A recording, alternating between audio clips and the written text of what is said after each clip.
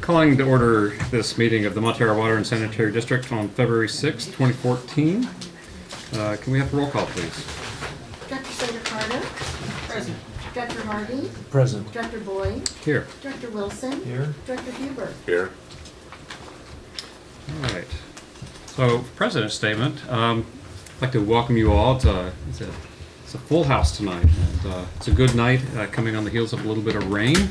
But I would like to mention it's just a little bit of rain. And that's my topic for the President's statement tonight. As you're all certainly aware, the whole state is going through the biggest drought in 100 years. We are not exempt from that. And we have already asked our citizenry to start exercising good stewardship and keep usage as conservative as possible. We're not imposing any kind of restrictions at this time, but now is a good time to start conserving and to start developing the habits that we may very much need later in the year. Now we've got adequate supply and things are pretty good, but let me just show you a little graph. And this is water usage, cumulative water usage over the past 4 years. And the top line is 2011, and in that year we had 40 inches of rain.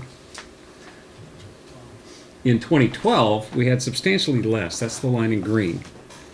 In 2013, we almost got to 30 inches, and that's the yellow line. The short line down here at the bottom, that's where we are so far in this water year. We start counting our water years in October. That's not real good. Now, we are getting some rain. We just got a little bit, and we're grateful for that, but we've got a long way to go to be anything like a normal year. There's no real indication that this year we're going to get to a normal year. So we'll have some. We don't know how much. So it's a good time to start being thoughtful and mindful of your water usage. Let me mention too, we're in a community that's unlike most any other in California, and that is we've got both the water supply that Montara Water and Sanitary District provides, and we have a lot of homes on wells. And we all draw from the same sources. And we're all one community. And I'm going to ask that we all keep in mind that we share this resource and that we all be mindful about being thoughtful and conservative with our water use as we go forward in 2014. All right, with that, do we have any oral comments for items other than those on the agenda? If you want to make a statement on anything, we do have speaker slips, and we ask that you fill one of those out before you come to the microphone. Let me just mention, the microphone is not amplified. It's for the people at home who are watching the recording. All right, consent agenda. Do we have any items we want to pull for consideration?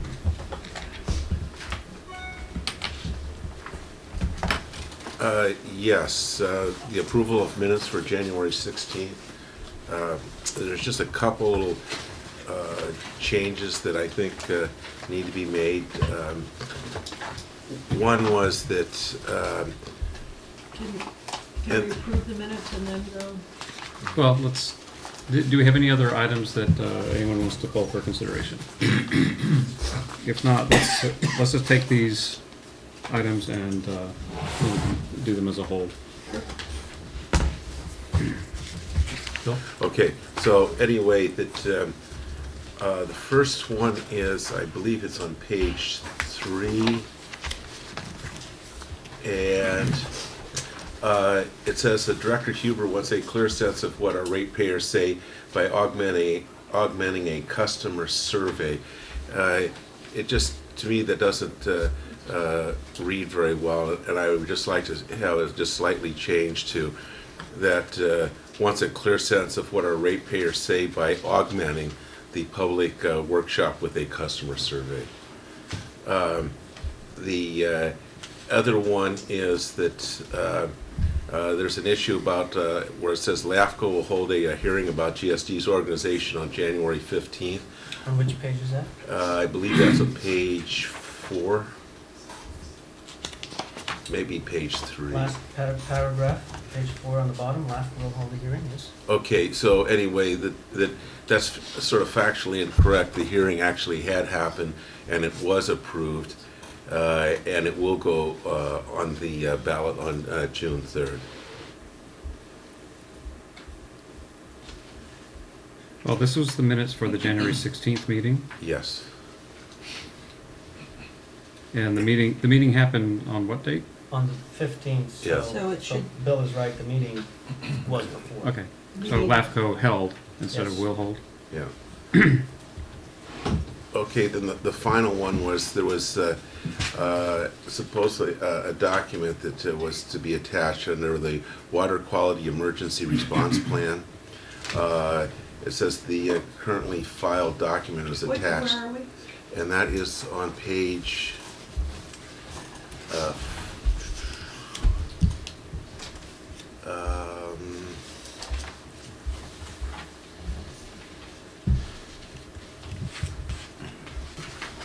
oh,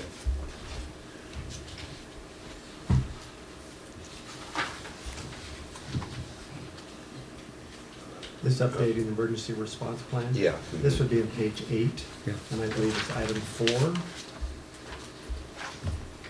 And basically, it says that there's a document attached, and I just didn't see the document. Okay, how about we say, was attached to the staff report. Okay.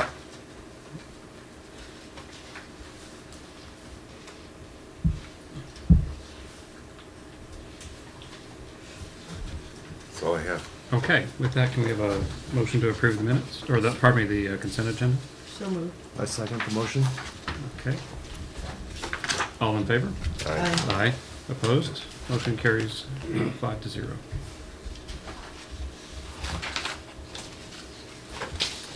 Old business, item 1, review and possible action concerning district strategic plan.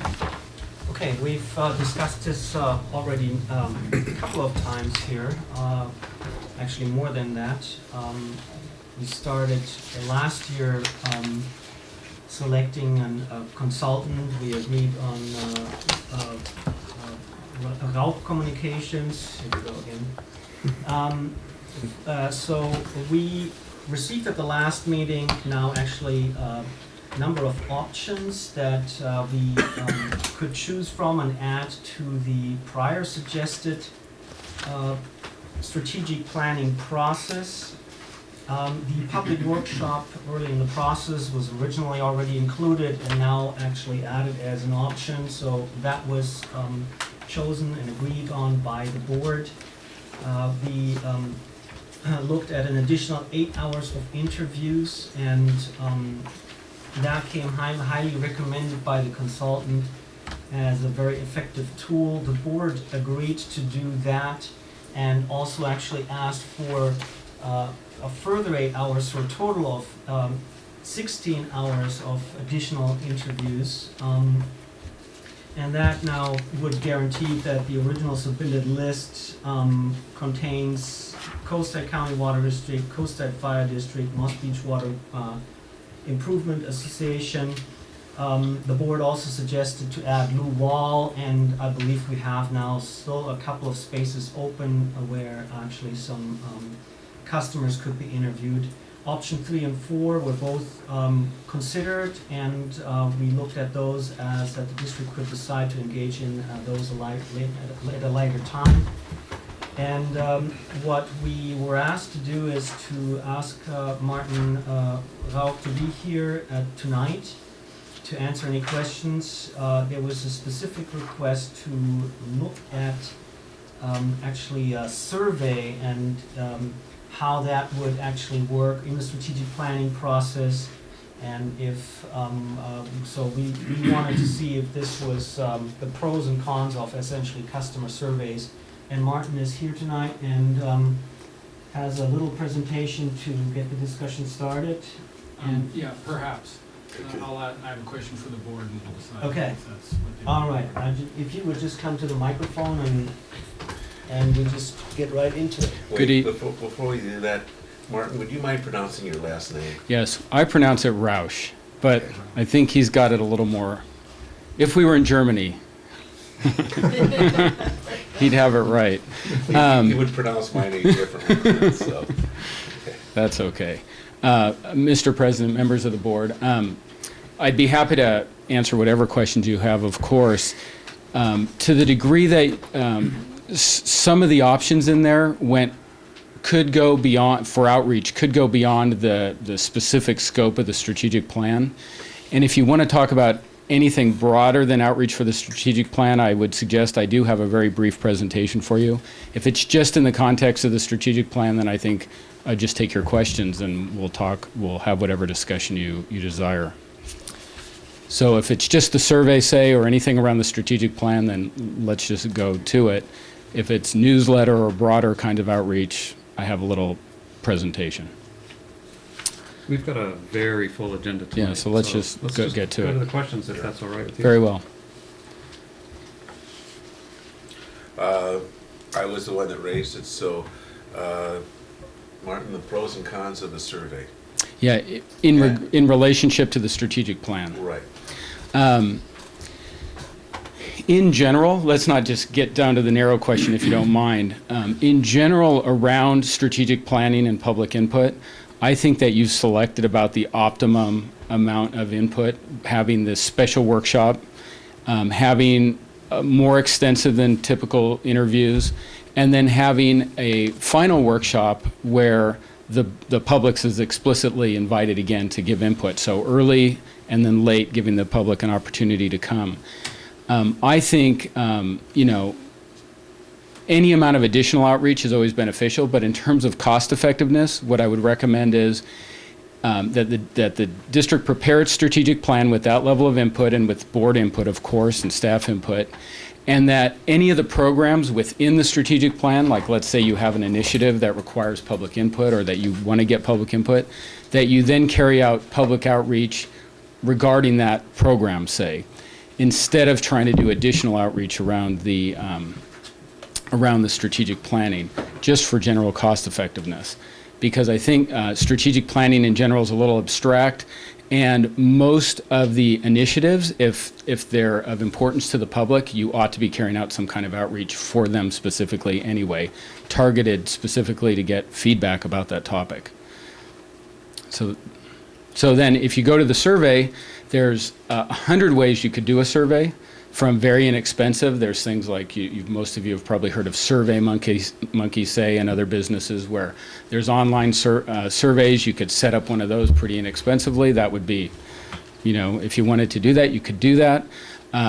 There's other ways of getting surveys. You could send out a mailer and ask people to send something back. You could put an ad in the newspaper and ask people to call you. You could put something on your website and request people comment, all the way up to like a quantifiable survey like the kind they do for elections, where you hire a survey expert and they call a certain number of your customers and it's all statistically validated. The trouble with all the surveys below the statistically validated survey, which is relatively expensive, I would guess in the range of say minimum 12 or 13 grand to 20 grand for an organization this size. All the rest of them, you don't know really what you're getting. They're self-selected people. You may get people who have a particular point of view one way or the other, and you're getting sort of a unclear sort of slice of the public. While it doesn't hurt, I just think for cost effectiveness, it would be more beneficial for the district to, when you have a program, figure out the best way to get public input for that issue and think it through. And in fact, that was the main point of my little presentation that I was going to give, that it's easy to just say, let's have a newsletter, let's do this, let's do that, let's put a press release out. And the truth is, I think what you really want to do is stop and think about what your goals are, spend a little time assessing the community, and figuring out what's going to be the most cost-effective way of getting both information out and then input back from the public. And there's literally hundreds of ways of doing that. So that's a big answer to a very one-sentence question. Did I get to your concern? Okay, so that to get a statistically accurate survey would have to be done by a professional organization. Right. And your estimate on that would be in the range of $12,000. Yeah, well, that's just a loose range since I don't provide that For a service. line I mean, I team with folks who do that all the time, but I'm just guessing that would be the bottom. I've actually, maybe 13,000 is the cheapest one that I've been part of. Okay. And again, The targeted solicitation of feedback, that sounds very much like what we did during the time when we were considering putting the water bond on the ballot. And trying to see if the support was there. We did a whole lot of outreach. Our experience with workshops, we did several workshops during that time. Those were very productive. yeah, I think for this kind of thing, having that workshop and then you could have another full-blown workshop, but I think, again, for cost effectiveness, it'd be better to combine it with the final board review. So the public review and the board review, that final review is sort of a joint public event. Of course, all the meetings of the strategic plan, the workshops, are public Brown Act meetings, so people can come. But generally, we recommend that the core workshops for the board are focused on board input with the kind of public input that you get at a meeting where, in the beginning, middle, and end, say, you have the public comment, but not just engage in extended discussion. Whereas the first workshop would be targeted at giving the public complete opportunity to give full-scale input, discussion, questions, whatever it is they're interested in giving. And then that closing workshop, the same thing. There would be a period set aside so that the public could give extensive, input, comments, questions, whatever it is that they desire to give. Okay, so then in the public workshop, how do you, what would be your suggestion on being able to get a broad cross-section of people that are both voters and ratepayers? Because a lot of people just don't go to meetings. Right. Well, that's exactly the reason why I would, you can advertise it. However, I don't know. I need to look into that with with your staff and with the board, perhaps, to design the optimal way of advertising that workshop and getting people to it. But you're right. In general, there is not a large community interest in that sort of thing unless there's a hot topic, like there's some community controversial issue, or in cases there's people who generally take an interest in the district and you're already familiar with those people and they tend to come. But otherwise, in my experience, you're not going to get a lot of people engaged in that. And it's another reason why you only want to put so many resources into it, because you may want to get fuller input some other way, like through direct mailings, through some combination of community presentations, public workshops, the web. There's a variety of ways you can do that, but you want to design it for each effort. Okay. I would say just Scott was correct that one time the two times you would definitely use one of those quantifiable professional surveys would be when you have an election coming up, or some agencies use it to benchmark their. No, what I was saying was that we did community outreach. Right. We didn't. Oh, you we didn't do a survey like that. No. Okay. The survey was the election. Okay. Yes. Yeah. So And that is a that survey. was very quantifiable. Right. Otherwise, they're awfully expensive. So you want to use it for rarely. And a bad survey gives you, is the old garbage in, garbage out. Right. So we have a number of items where we had looked at some options. Staff is asking for us to make a decision on the options. So the additional hours, the additional public workshop early in the process, the public outreach for the draft plan with 4 sub-selections. You've got all this text in front of you. Yes. So what I'm understanding is that we're looking at an additional 16 hours of interviews, a public workshop early in the process, and I understood that the public outreach and general outreach would be something that could be decided during the process, essentially. So we could bring this actually back at a later time when we have a clearer sense of what makes sense at the time. That would be my recommendation, and not to do additional work at the moment. I mean, eventually you do want to engage your public on all sorts of issues, but It's refreshing to have a consultant saying, let's hold off on costs. Well, I love work and I'm happy to do it, but I really think that's what makes sense. And it's my understanding we had agreed on 1 and 2 the last time anyway. So we were looking really at, Correct. I think the only discussion for this afternoon or evening was the issue of the survey. And from my own personal opinion, I think your recommendation makes perfect sense. We should just wait. Yeah. So, given the consensus that we had last time, we'll reaffirm that, and thank you for coming. Thank you very much. Thank you for your time. We'll be in touch. Uh-huh.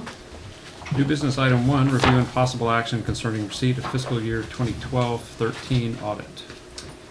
Okay, so we received the fiscal year 12-13 audit, and we actually have the pleasure of having AJ Major, who's the head of our auditing firm, DTD, available to present the audit and maybe even speak a little bit more general about the details of the district and how he's actually sees this from an auditing perspective. We also have Peter Medina with Mace available to answer any questions if there should be some coming up. So maybe we should just turn it over to AJ Major. At the end, the recommendation is to acknowledge the receipt of the annual audit for the period ending June 30, 2013, and direct the general manager to send a copy to the County of San Mateo, State Controller, Standard & Poor's, posted on the district webpage, and to make copies available to the public. I'll get this to go live on that projector. Let's see. First, this. It could be. I might need to toggle it on or something. Oh, well, that helps. Thank you. Well, thanks, Clemens. I'll get going with the Here. narrative and Turn the focus around. get What? this. So, There's the focus. Okay. there's no signal. In case this ever happens, are you a fan? We could, we'll pass these around anyway. No signal. That's usually the, Yeah, is it the shift F4?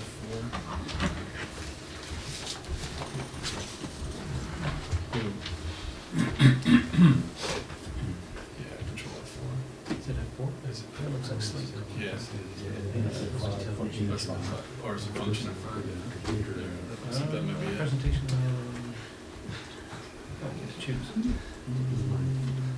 Notebook, factory default, that's right. Murphy's Law. No, that's not Computers are only an illusion. Measure up 6 inches and kick it. it. There. Pass that around to them. here, let me do it again. It's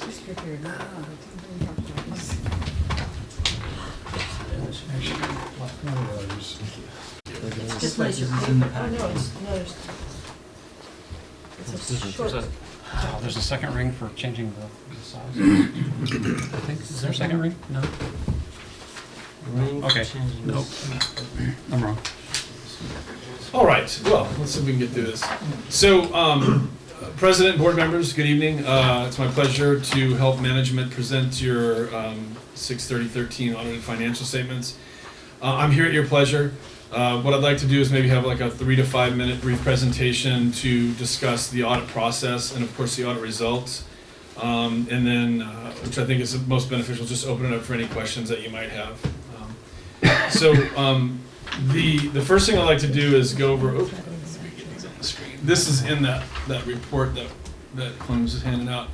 This is a required communication, one of, that our auditing standards ask for. And this is to make sure that this is communicated to those charged with governance. And it's the responsibilities under U.S. Generally accepted auditing standards. So for us, it's to express an opinion about whether the financial statements that are the responsibility of management with the oversight of the board, those are critical elements, are presented fairly in all material respects and conforming with generally accepted accounting principles. And so again, the concept here is reasonable, not absolute assurance. We do consider internal control in our planning and our risk assessment, but we do not give an opinion on internal controls. The other communications, there are qualitative aspects to accounting policies and accounting estimates and note disclosures, and we can talk about that. There any difficulties that we encountered during the audit, we're happy to report that we had none. Uncorrected misstatements, material corrected misstatements, disagreements with management, management representations, and consultations with other accountants. So there were no disagreements. The management representations were the standard representations, just normal communications that typically happen in an audit. And to our knowledge, there were no consultations with other accountants. If there are disagreements between the auditor and management about the application of accounting principles, the other CPAs are required to consult with us to make sure that they have the same information that we had before they make a decision. So none of that stuff, which is good. A little bit about the audit approach. We start off with planning, where we meet with management. We begin to identify some of the audit risk areas, mostly through inquiry, identify significant or unusual transactions, inspect financial and other information.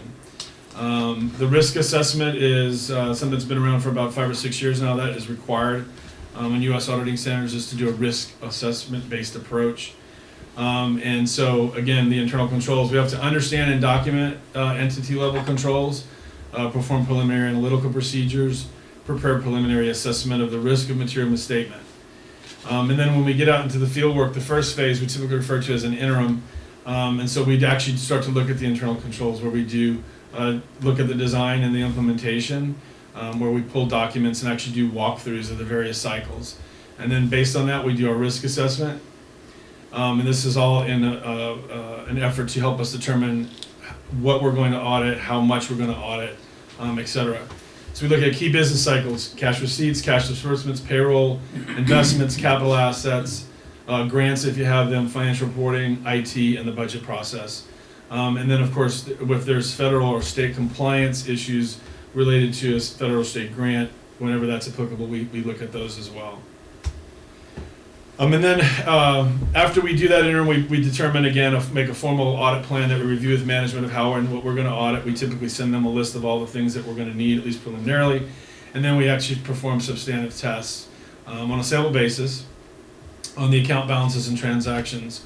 Some of the typical types of procedures that we do are analytical procedures, which is a combination of comparative analysis, ratio analysis, those kinds of things, and then predictive tests. We actually use third-party confirmations for certain account balances, for cash, receivables, that type of thing. And then we actually do good old-fashioned tracing and vouching to supporting documentation to gain some comfort on the accuracy of the numbers. And then as the financial statements are drafted, we would determine the adequacy of the financial statements and the related disclosures in the footnotes. And then, of course, we have to assess accounting principles used and significant estimates, and that is all listed in footnote 1 in the financial statements. And then we have an exit to sort of discuss any audit adjustments that we might have, our findings, obviously, and recommendations, and then provide the required communication. So, again, the standards require that we do have some communication with those charged with governance, and that can be directly to the board, or if you have a formal audit committee established, that can be the group that we communicate directly with. But either or, one of the things that was made clear the last round of clarifying the standards is they really want to promote two-way communication between the auditor and those charged with governance. And so, as if you've been around long enough, you know, we will at a minimum call one of you during the year, typically in the planning stage, and say, hey, how are you doing? What's going on? Is there anything you were concerned about? Any fraud issues, any specific areas, you know, economic concerns, those kinds of things. And that's to get some direct two-way communication. And then, of course, the things that I just reviewed are also in the engagement letter, and then they're also in the what we call the those charged with governance report that you just received. But again, we pretty much covered all the key things. So the bottom line, again, you have a clean, or what we used to call an unqualified report. It's called unmodified now. That was another change in the nomenclature, but basically means the same thing. It means based on all the procedures that we performed, we feel comfortable that the figures and the disclosures are both accurate and comprehensive under U.S. accounting principles. So with that, I would open up to any questions that you might have.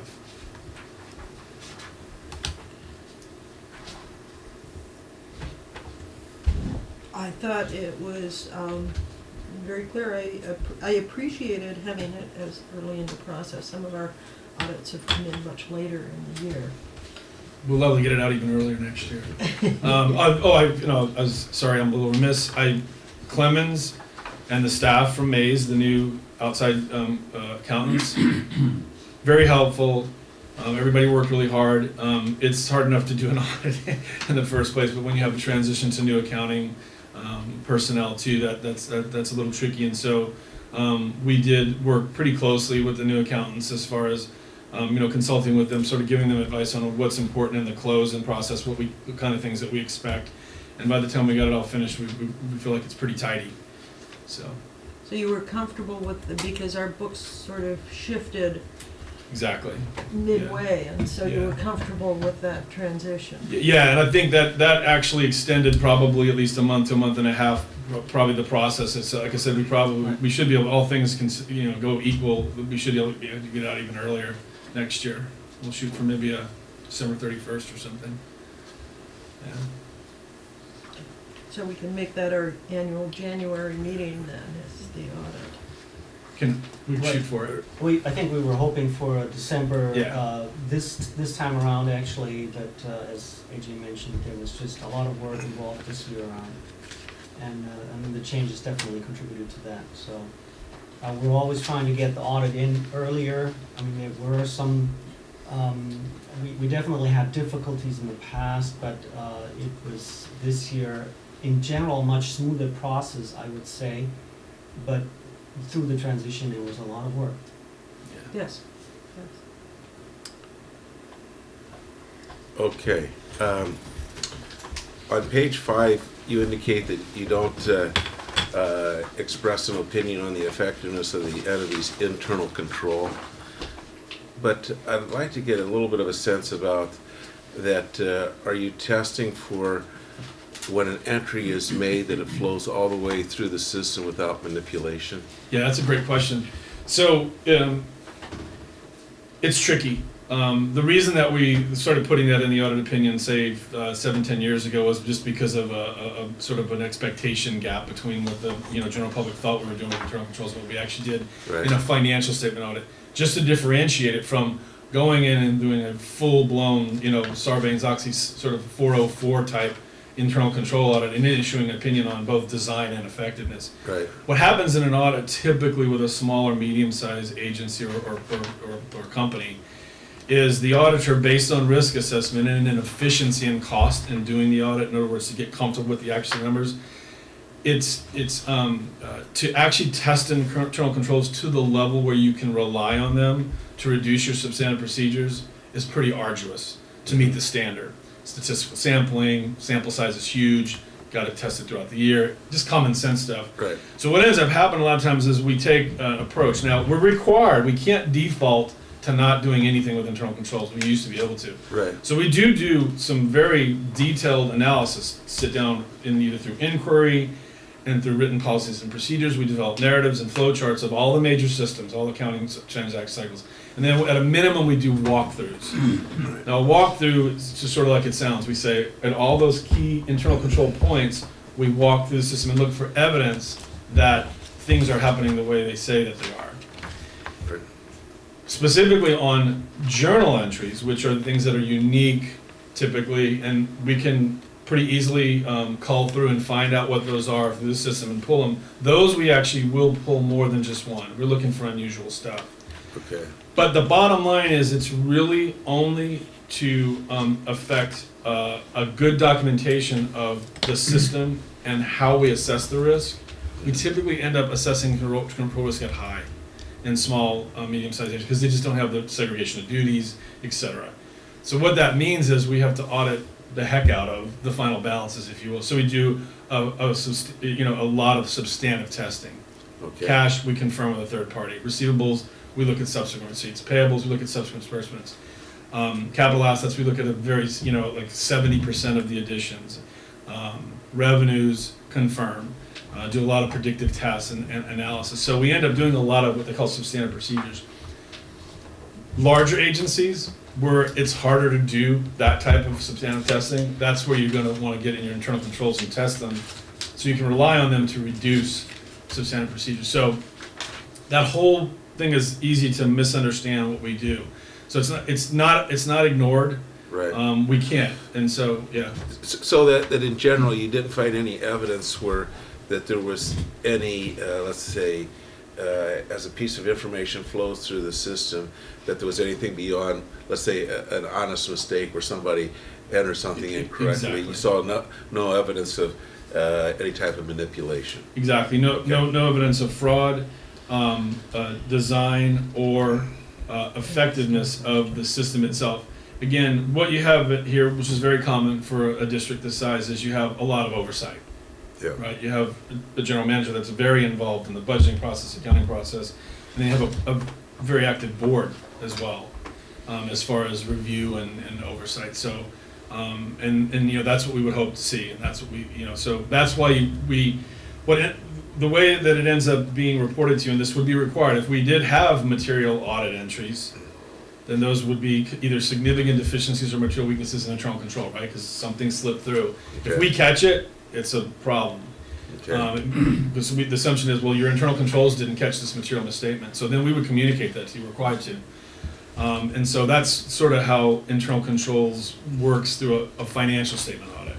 Okay.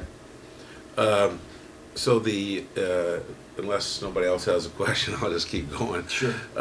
Page 4, it says that the total cash equivalents are shown to be 8,349,000, so forth.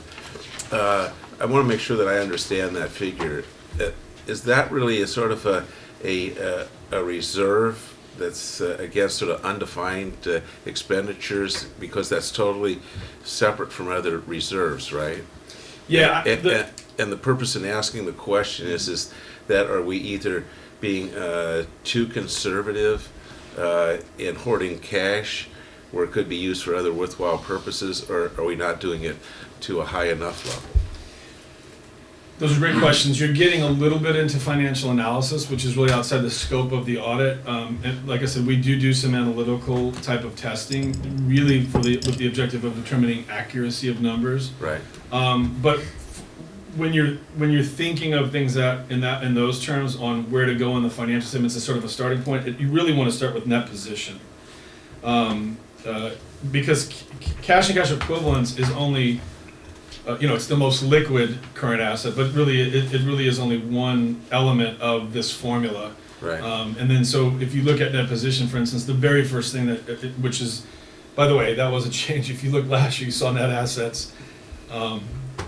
Don't want to get too complicated at this point, but the GASB has issued new pronouncements that will kick more in this year with deferred inflows, deferred outflows, so that you don't have just assets and liabilities anymore. You're gonna have deferred inflows and outflows. So if They we don't- go to yeah. GASB, we can get a list of these changes? Yeah, and we have presentations that I can send you guys. That would be great. Yeah, the GASB and the GFOA, Government Finance Office Association, has a lot of really good literature for those sorts with governance to say, hey, what from your perspective, what do you need to know about these changes? But to finish your question, so if you start with net position, for instance, which is just equity, and the very first thing they take out is what you have invested in capital assets, because again, that's not liquid, so that's a sunk cost, right? Right. And in fact, a lot of folks would argue, especially the engineers, that's not an asset at all, that's a liability because it costs us money to maintain, right? That's right. So that's the first thing you sort of pull out, if you will, and so then you look to see if you have any restrictions, bond reserves, any SB 1760 or connection fees you've collected in front of spending, because those have a restricted purpose. The unrestricted net position is where you start to ask the questions that you do. Are we over reserved? Are we under reserved?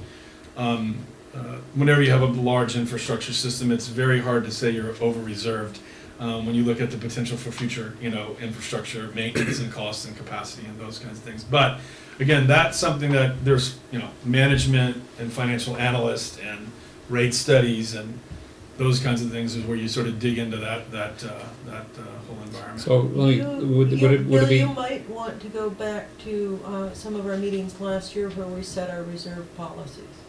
Okay. Yeah. Would it be fair to say that the restricted amounts that you list are things that are obligations, and that the unrestricted are monies that we may have allocated but aren't broken out by you as things that are committed funds? That's correct.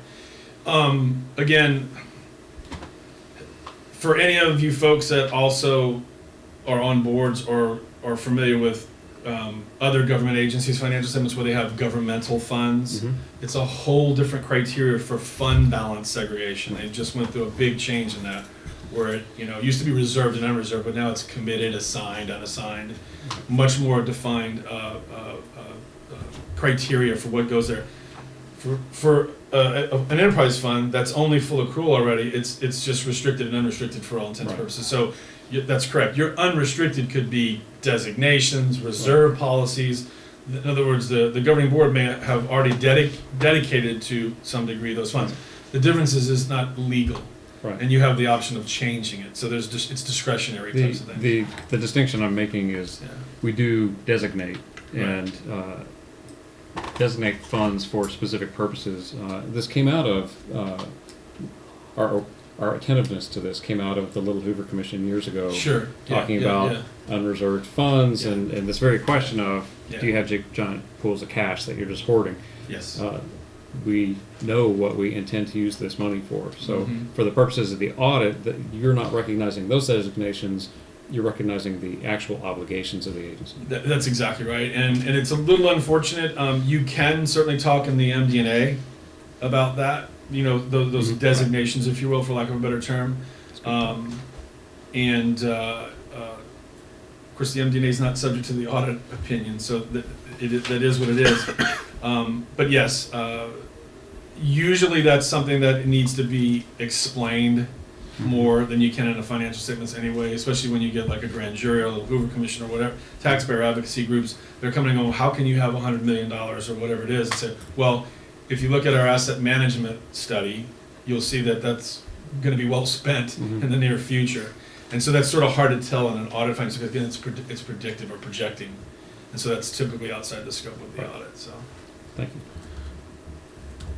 Okay, this next one is on page 7. It says the district and its board adopt an annual budget to serve as the approved financial plan, and then you go into some other things that I want to sort of understand. Is there a standard by which you evaluate who creates the budget? Is it created by the board, by the general manager? Who is responsible for implementing it, and so forth? Do you have any guidelines along those areas? Yeah, I mean, there's best practices for sure. Okay. And again, right off the bat, again, 2 buckets in the government world. Utilities or enterprise funds, where you're actually not required legislatively to have a budget. Everyone else pretty much is, right? Appropriations. But again, everybody has one because of the internal control value. Okay. Right. As a matter of fact, typically, especially for again a district this size, a lot of times board asks me, well, what's like the most important thing we should be doing in our oversight role? Well, it's involvement in the budget development and monitoring process. For sure. I mean, that's really critical. And so, but as far as the specifics of how exactly, well, we gain an understanding of it, right, to feel comfortable with it. But it's pretty common that staff management will develop the budget. And then with or without direct board input, sometimes it is direct, sometimes I'll have a subcommittee, finance and insurance committee or something like that, that'll work with management to really get it beefed up and get a good understanding. Then of course the board would end up having to approve it to have, to give it some weight. So, Okay. yeah, nothing really unique there.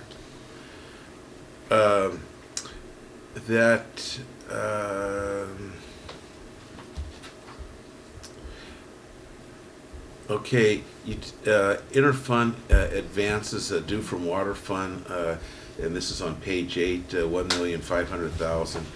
I just want to make sure I understand what an interfund advance is.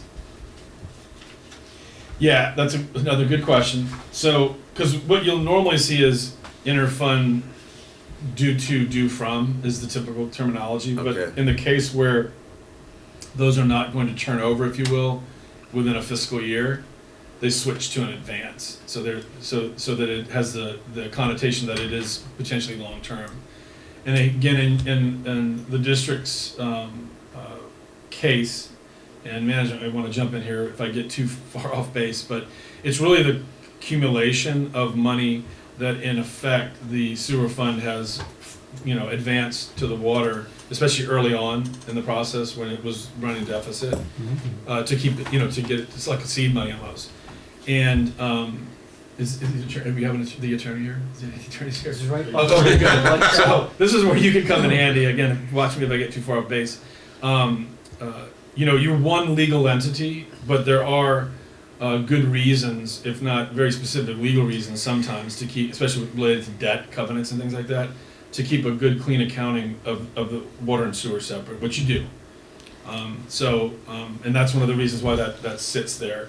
I again, you might have to even do some research. I might add that the enterprise funds reflect who pays for where you receive the money. The rates you charge to your consumers or your users have to be strictly accounted for. So the sewer fund accumulates the revenues from the sewer side, water fund from the water side. Yeah. You're allowed to make have some flexibility in transferring funds, but because they're special use funds, they have to be paid back. Yeah, and that's what I was going to say. So that is something that the board would need to take action on if you were going to do something other than pay those funds back dollar for dollar. Okay. And the majority of those funds are board-approved loans Yeah. Right. from them too. Okay, the next one is on page 19, where it talks about summary details of Sam's financial position and results of operation for the most recent audited financial statement. It's real simple. I just don't understand this, and I'd just like to understand that particular item. Okay, so this is a required disclosure when you have a joint venture. So it's a disclosure. It's a disclosure. It's again, these are audited, and you're allowed to be behind 1 year on this type of a disclosure. That's why you see the 2012 audit, and because what we typically don't want, we wouldn't want to again hold up your audit even potentially further to wait to get audited financial statements from Sam, and so we sort of use that exception. Got it. But yeah, it's not, all this is generic information, I guess would be a way of saying it. Okay.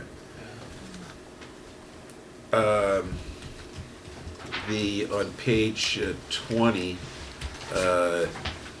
it refers to on April 18th, 2012, the district issued general obligation bonds, and that it shows that basically one bond paid off an earlier bond, but there was also $1,500,000 in the acquisition improvement fund. So basically, you refinance, but you also increase the debt obligation. Is that something that is within the board's preview, or is that something where ratepayers that voted on this bond have to be aware of this, or are there any obligations there? Well, the bond was approved this was some time ago in 2002, I believe. 2002. Yeah. So at the time, there was a total sum of $19 million that was approved. Now, when we went to refinance originally there was $17.5 million in bonds sold. When we refinanced the bond, the existing bond, at the time the rates were so favorable that we were able to actually reduce the amount. We were able to take out the remaining $1.5 million and still reduce the payments that the individual property owners would have to make. So it was a very favorable refinance. The board had the authorization at the time, And we also agendized this quite frequently, and this was a very public process, the refinancing of those bonds in 2012. Okay. We started that at Clemens' suggestion in, I believe, September of the prior year, and then had it on the agenda pretty much every month up through the time that we added in April when we issued. So the bond rate was overall reduced still by 8%. And ratepayers all across the district wind up paying less every year. Right. Okay. Well, which I think was a sweet deal. It was, the only question I had was the propriety Just of it. logistics of Yeah, it, I just want to make sure I understood that. Okay, the next one on page 21, in November 6th or 7th, 2006, the district entered into a lease purchase agreement. And I just wanted to, and it may not be a question for you, maybe it's more for Clemens, is that, did we ever make this expenditure? And was there ever an if we did, was there ever an analysis to see if we were on track to make the savings we anticipated? Well, this is referring to the Chevron project, essentially. And so there was a number of infrastructure projects that were undertaken. And what was your question specifically? Okay, did we ever make the expenditure? You know, we took Yes. out, okay, and that this was for energy conservation capital facilities, which I take it was the solar energy. Well, partially. It was variable frequency drives for wells. Okay. So that the well pumps essentially can run more effectively and use less power. And we actually got 2 solar panels paid, well, we actually got 3 solar panels paid for. They left so much solar panel material, additional solar panel material, that we actually installed a third array ourselves with very minimal cost. The radio read meters. The radio read meters Yes. was another, That was the huge. the majority of the cost went Okay. into the radio read meters. And And the, so and the we're- radio. And I'm just going to jump in because there we got so many benefits, some that we didn't even anticipate, but that's been really critical.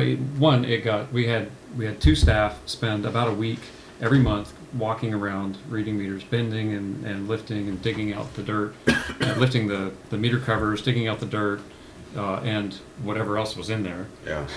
Snakes, spiders, you name it. And Clemens knows this. He's done that kind of work. I know. I remember you lifting my meter lid once. Struck up a conversation. That was a long time ago. So we got our crew out of the street.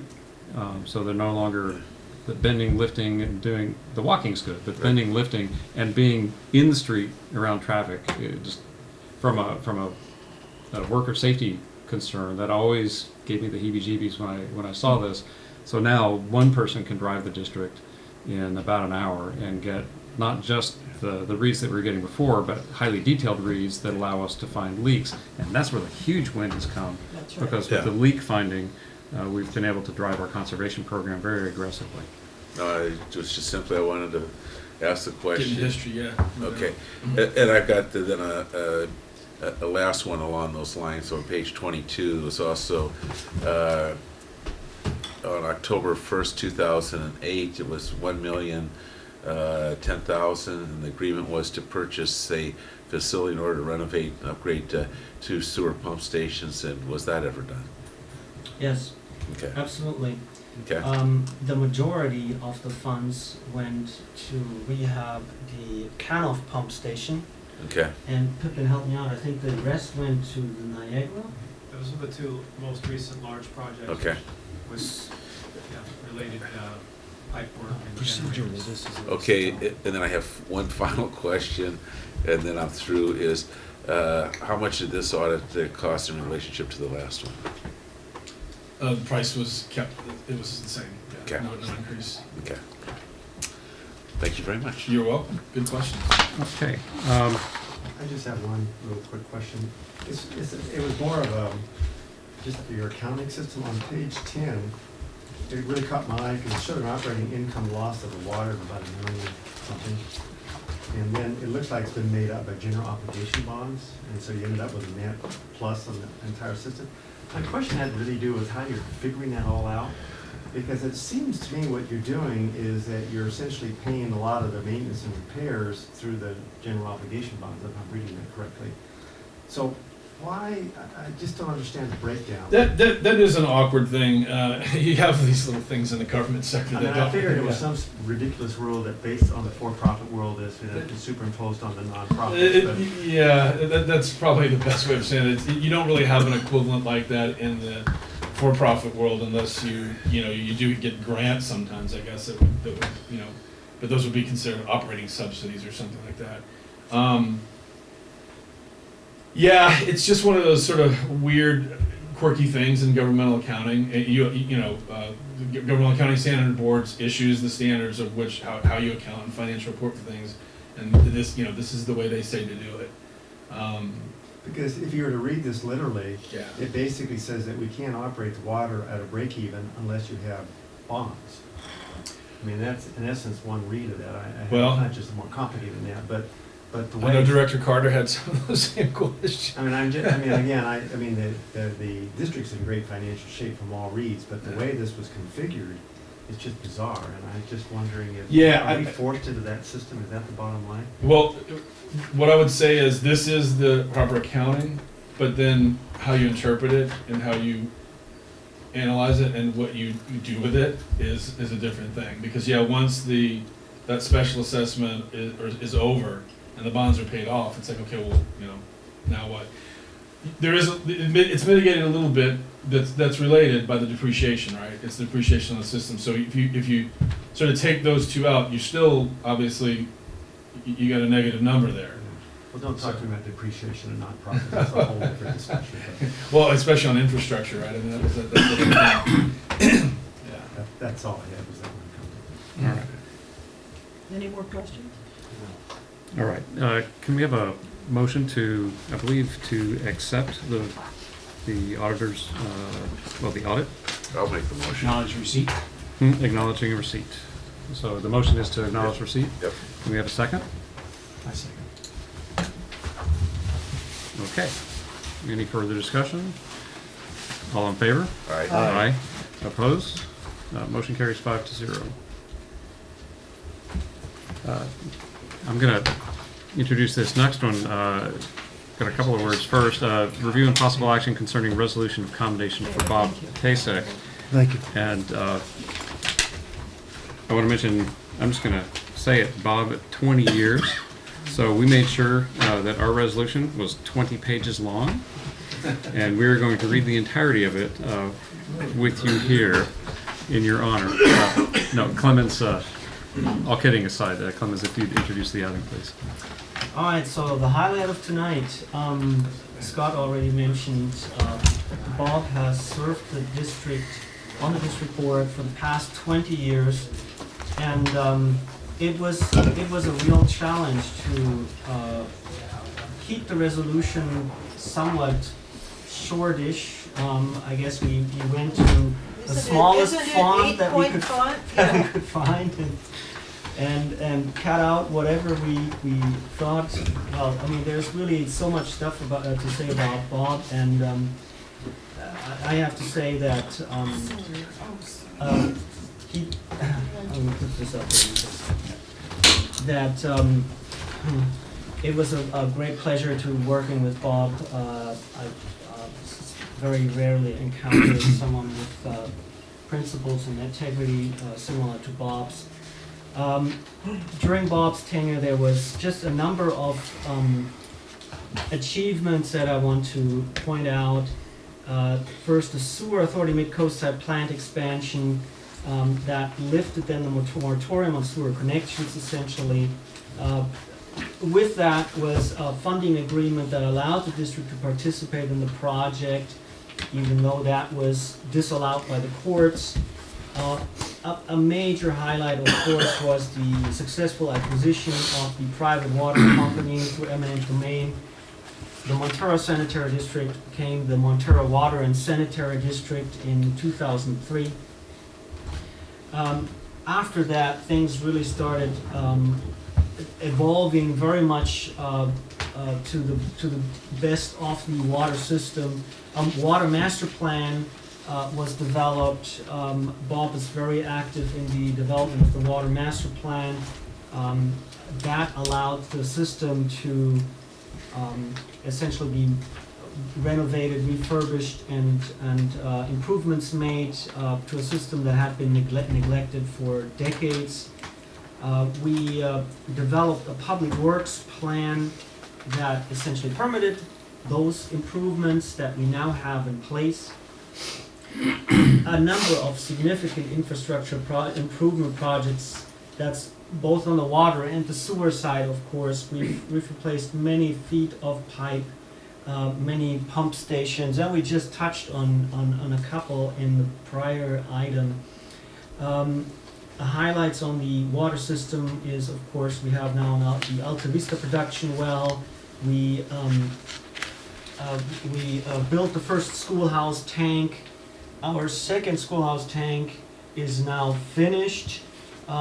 So all the preparation Bob helped to bring along. The repeal of the moratorium on new water connections is another big highlight that we recently achieved. So there are so many things to say about Bob, and I hope someone is actually going to read the resolution. There's much more to say about him. He's been served on a number of committees. Has been president and treasurer a number of times. So thanks, Bob. Let me, it's an honor, Bob, to be able to recite some small number of the things that you had a very big hand in over the years. And it is entirely true to say that you have really made a very positive mark on our community through your effort.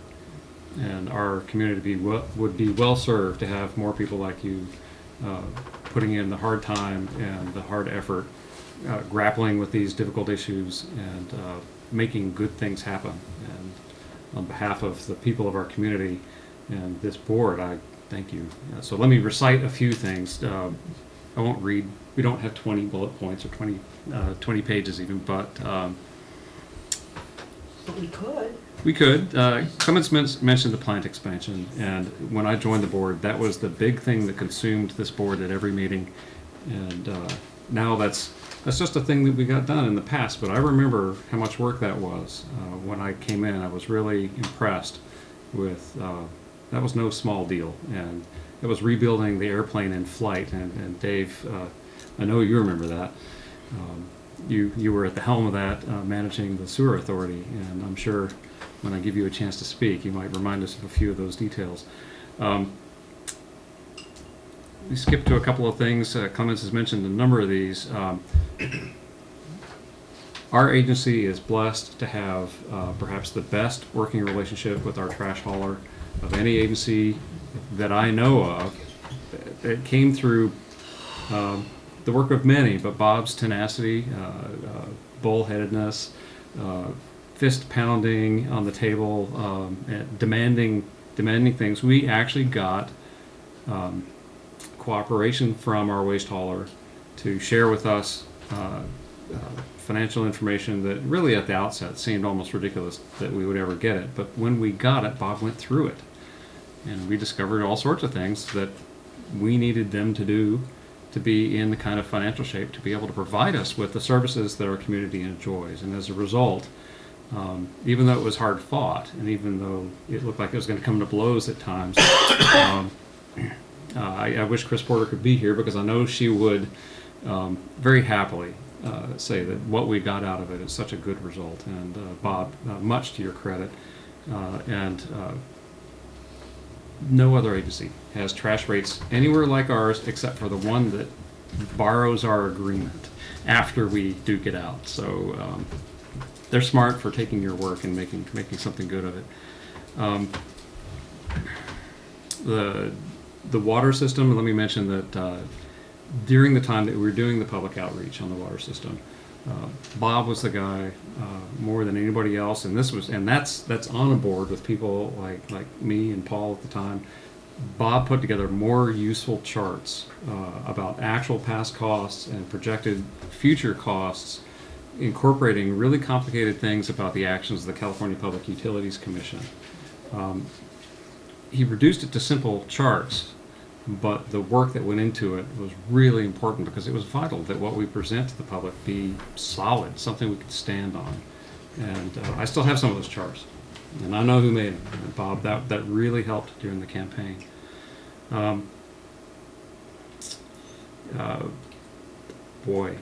Getting things resolved with the county over the wells at the airport, it was huge. It took us a very long time to get it done, but what we have, Bob, you were right there and really fighting hard.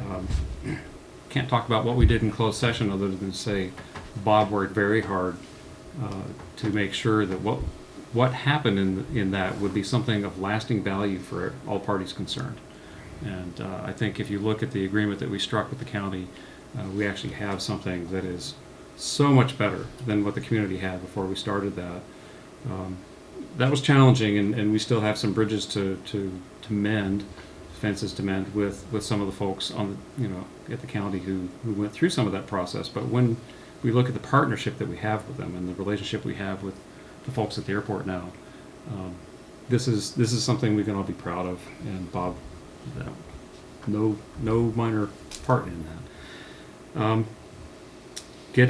I'll restate the obvious about the repealing of the moratorium. Nobody believed it when we said that's where we were headed. Bob was steadfast in as making sure we got there and making sure that along the way that every aspect of this was done with fairness to the members of the community. Let me add that in all of these things, Bob was the guy who would squeeze every nickel on every proposal and on every budget, and we just knew that if you were going to take a look at things, that it was going to get really good financial scrutiny.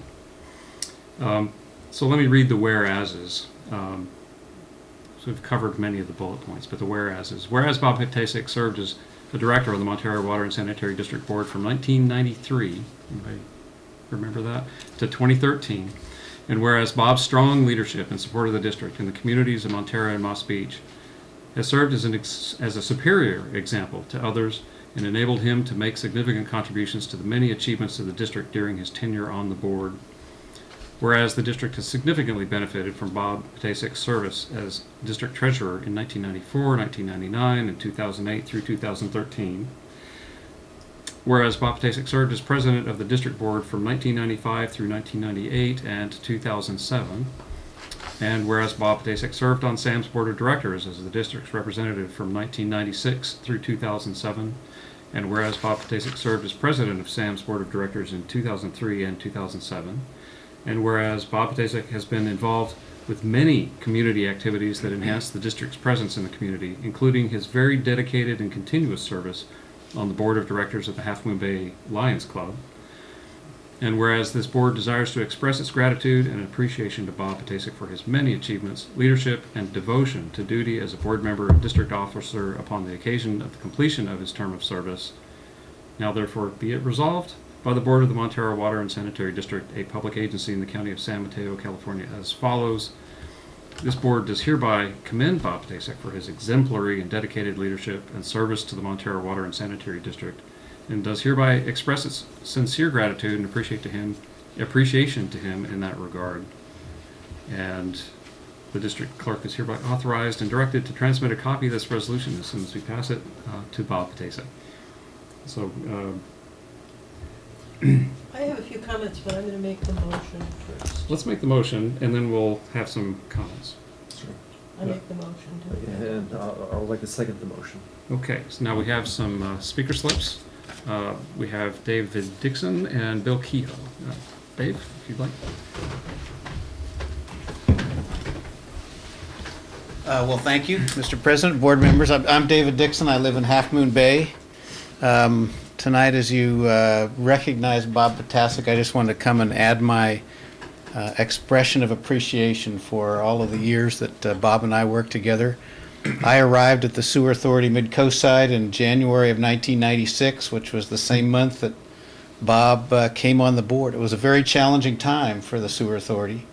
We were about to get fined $1,000 a day for not upgrading the plant, and Montara Water and Sanitary District's funding mechanism had just been invalidated by the Superior Court, so we kind of had to figure out how to get the project done, and Bob was a significant part of that.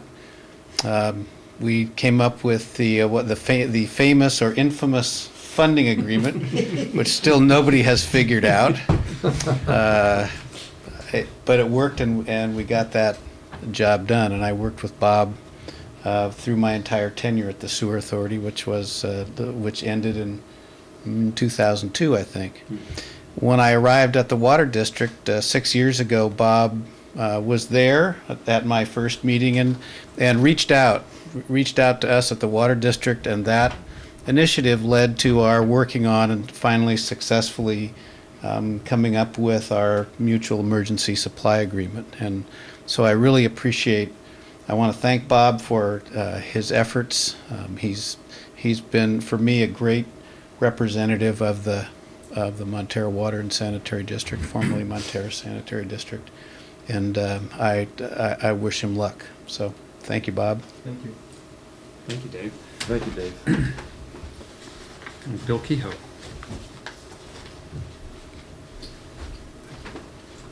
Yeah, fortunately, I've never had to work with Barb, so I guess I can say good things about him. But I have observed him on the board, and I can say that the ratepayers of Montara and Moss Beach never had a better friend. You've already mentioned it, and I'm going to say it again. You could always be sure that Bob would check every nickel in there and make you justify it. And he knew how to play the game of negotiations very well, as you also pointed out. I mean, somebody's got to play the heavy, and they got to know when to back off. And Bob, you seem to have gotten that down pat. So I know for the 20-some-odd years I've been out here, you definitely improved things over what we had back in the 80s and all the private companies, and then going into the public utility that we have now. He's really a cornerstone of what this board is all about. And I want to thank you personally. Thank you. Thank you. Thank you. I'd like, Bill, you took the words out of what I was going to say. Bob, anytime we had a financial discussion about rates or anything, Bob would look at every dime and nickel and penny and try and take the advocate for the ratepayers and the people of this community. And just like Bill said, Bob was the heavy. He was the one who made sure that every penny was spent properly, and it was spent fairly, and it was spent to the advantage of the people in this district. And so Bob, I think that's your biggest mark on this community is the fact that you are really protecting the people in this community, and that'll always be remembered. Thank you. Thank you. I worked with Bob on most of the committees, and I can speak to the dedication and the nitpickiness of him. I can say Bob could take a penny and turn it into a mile of wire. He was impressive at being able to analyze numbers and stretch things out. He drove Chris Porter crazy at the beginning. When I started, she'd go, "Oh, please don't bring Bob." But by the end, we had, Bob and I and Chris had a very, very good working relationship. We have created 2 very, very good contracts, first with Seacoast and now the second with Recology. And I was very pleased with that.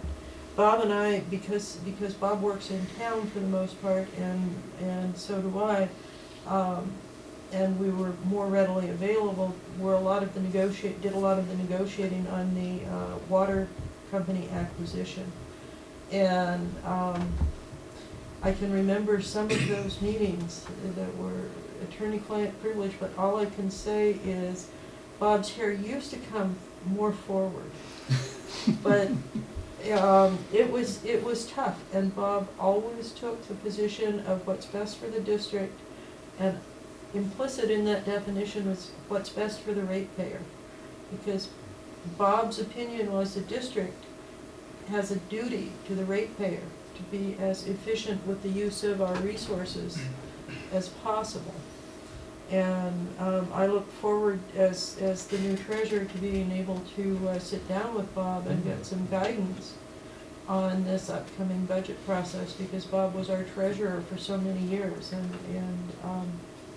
our audits for all those years were flawless. And so it was very good. I hope Bob will stay involved. I really hope you will be a part of our strategic plan. Your history is very important. Your perspective for the ratepayer is very important. And so I look forward to you continuing to have influence and impact on this district. And I thank you very, very much for all your time. I can't express my gratitude enough. Thank you. So, if, shall we vote? Yes. All right, all in favor?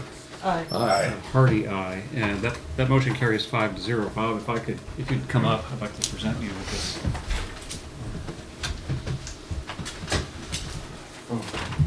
Thank you very much. Appreciate it. Oh, Lou wants to take a picture. Why?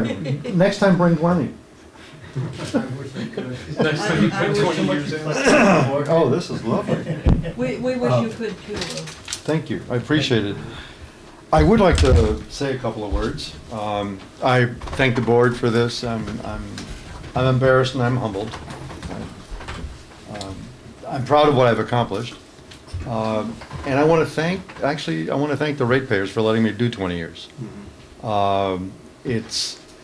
It hasn't been a lot of fun at times. It has been difficult. But one of the things that I think is important to advice to the board is a recent phrase I've learned is belief superiority destroys more things. And we've seen some of that, unfortunately, on the board recently. And you cannot put yourself above the ratepayers. And the other thing is, you don't have to have them agree with you, but you better be able to explain to them why you did what you did. And I remember when my first tenure as president, during the funding agreement, Montara was $1 million short of what we could do even for participation in the funding agreement. We could not get a loan prepared for the first payment we needed to make until another year, which we eventually did. But we had to, as president, I raised the sewer rates 60% one year. You know, I mean, I was president when we raised it. I'm sorry, I didn't do the raising. I had 4 other accomplices, including Lou. Were you already gone? Lou was gone. But Gone by then. Okay, but I told people I can explain why. I don't like it any more than you do, but I can explain why. We needed $300,000 to make a payment towards the funding agreement so that we could participate. And eventually, the following year, we then were able to get the rest of it as a loan, and that loan was paid off. But that allowed us about 100-some sewer connections from the plant that we were not able to participate fully in. But so when people who have connected, it was due to that.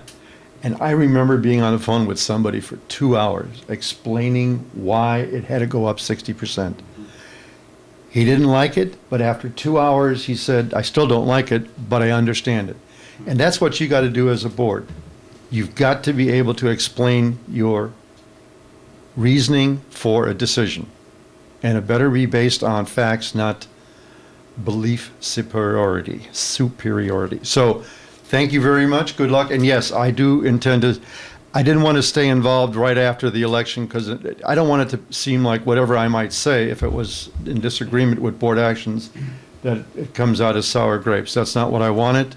I've got some other, I got plenty of stuff I got to do in my own personal life, but I do intend to participate in the plan and when I can participate in the board. So again, thank you, and thank you to the ratepayers. Appreciate it. Thank you, Bob.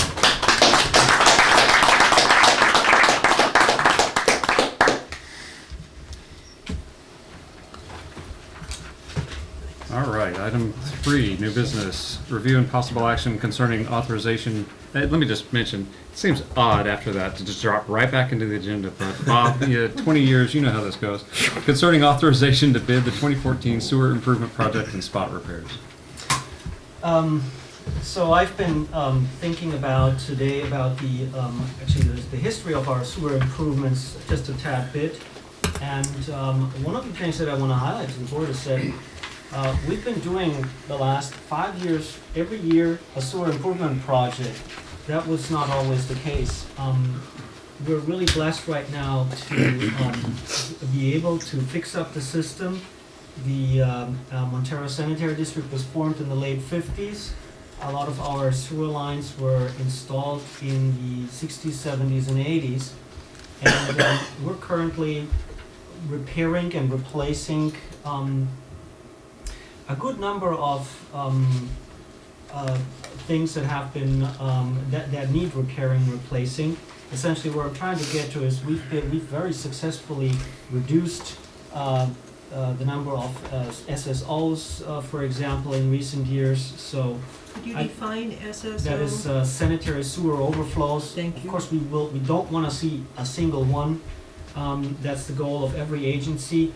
It's very difficult to achieve, but we're getting very, very close.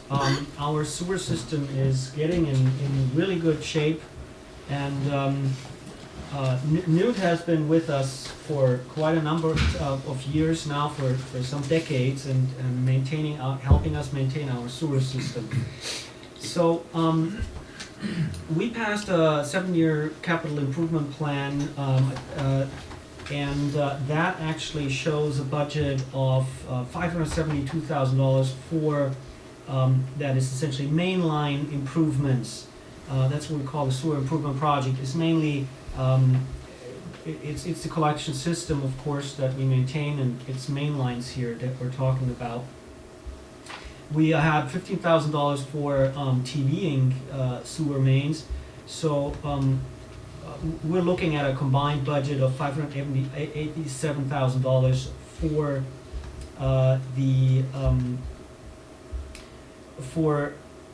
we're looking at the combined amount of money for to spend on this improvement project.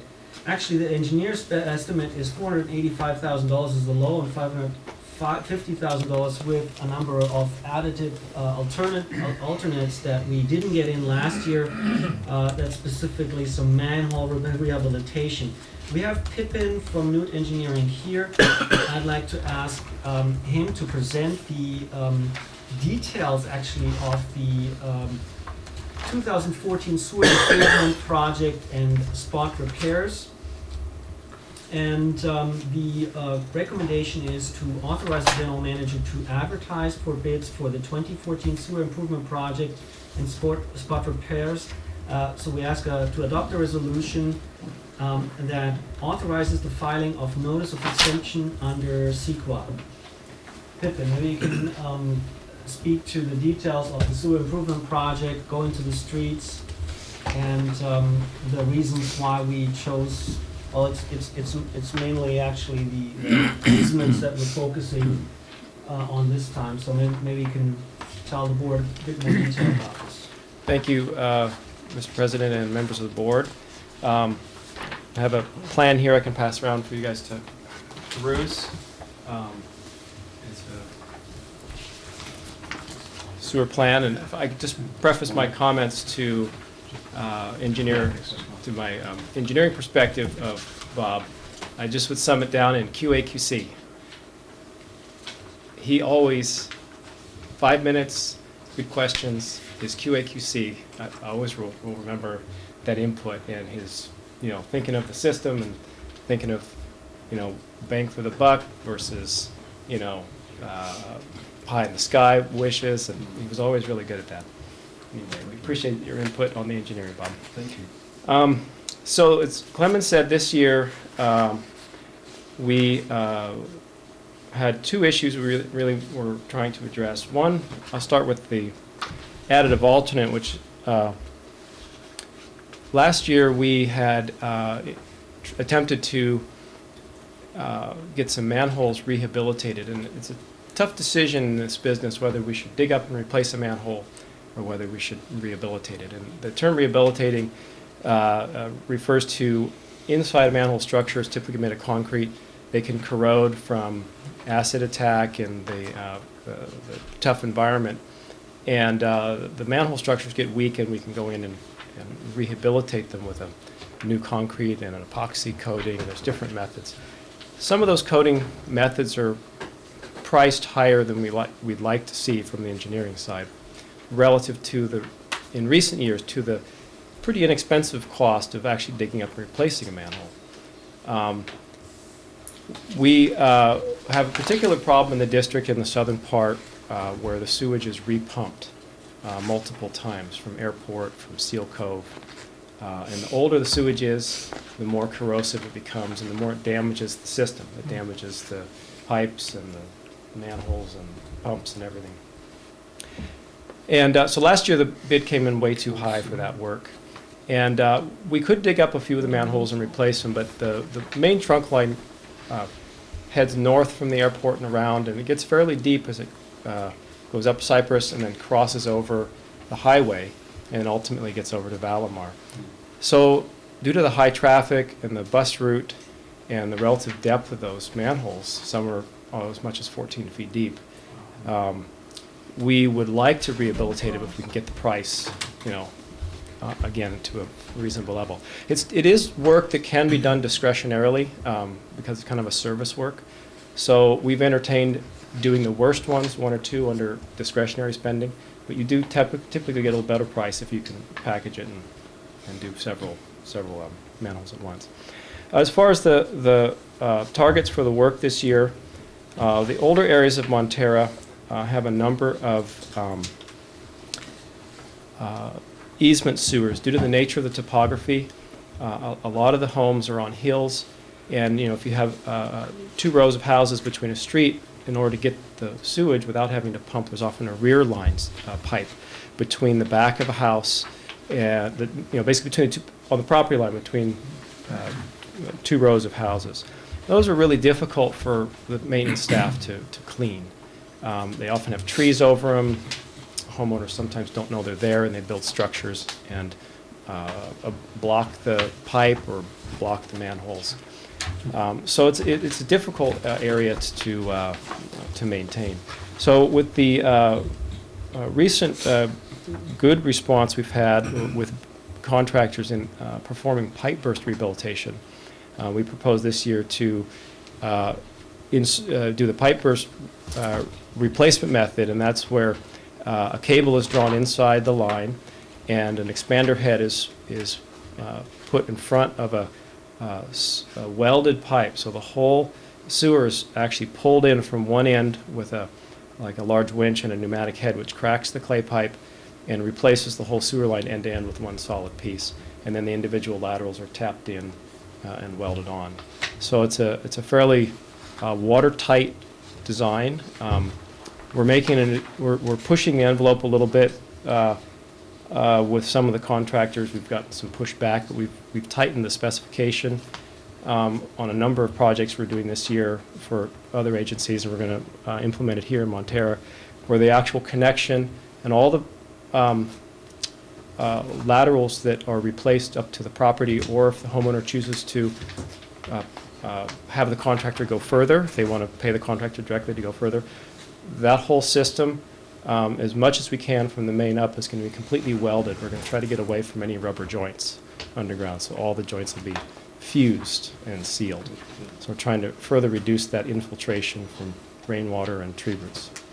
The main streets are an easement near Acacia, or actually, an Acacia is partly on the side of the street.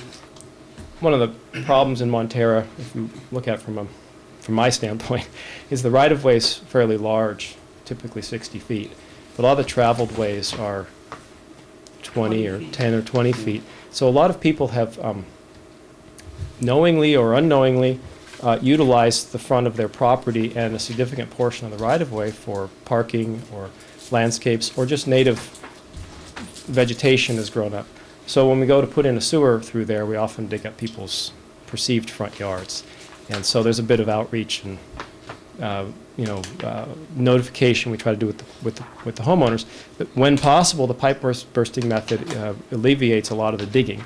We can just do spots where we can make the individual connections for the house, and we don't have to trench the whole street where possible, if the grade of the pipe is good.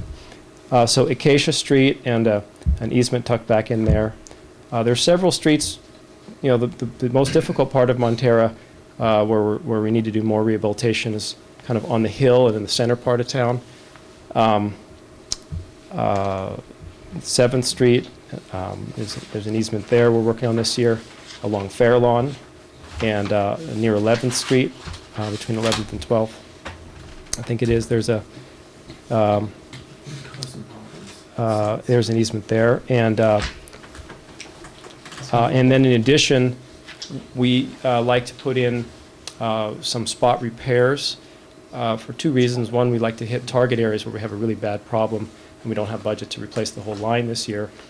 Also, we found that during the course of when the contractor's out here working, sometimes SAM staff identifies an emergency problem, and then we have a price in place and a contractor already motivated. So if it arises, we can come to the board for a possible change order, and if the price seems fair. So that summarizes it. If you have any questions, I'd love to take your answers, or your questions, I'll give you answers. Can you describe pipe bursting one more time? Yes. So the three main rehabilitation methods for sewer pipes are open trenching, which is the way you repair or install a new pipe, where you just cut a trench down the road.